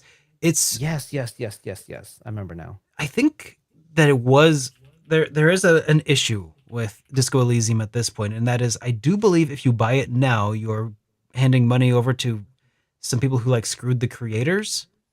And I think that there's like some issue with that. If I'm not mistaken, chat, you might know better than me off the top of my head.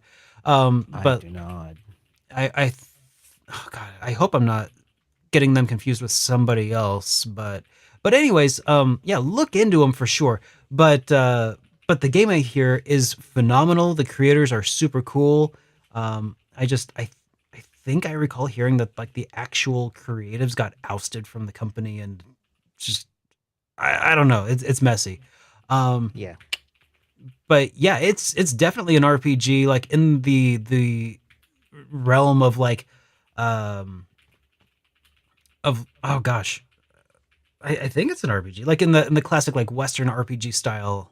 It's based on dialogue choices but no combat. I see. Interesting. Yeah.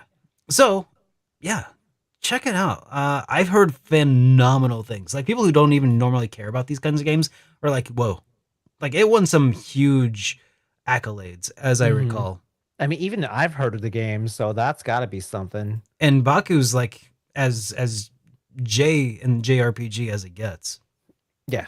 Like, if it's not Weeb, I don't know it. But if I mean, even heard about it, like, I don't know, Concord, it's got to be something significant. Baku-san JRPG used to have JRPG right in his name. Used to. Until people keep asking me why I keep playing all these other games that's although Weeb game, not RPG, and like... Yeah. No, it just means you're just randomly playing games. Yes, I'm just randomly playing games. But also, I will be playing actually horror games for an entire month on Twitch. So no RPGs whatsoever for an entire month. And for the first time, no one's gonna ask, like, but this is not JRPG. It's like, well, yeah, I know. Everybody, you know what to do. Go ask him why he's not playing JRPGs. No. And then Yum Yum Raisin says, whoa, can you please give yourself a hug to each other? So I think that's in reference to the fact that Baku here and are like in the same overall space. Oh yeah, we're in the theater right now. Just no. I can't hug. Here, put your other arm. Put your other arm over. Wait, here. Hang on. I can't. Yeah.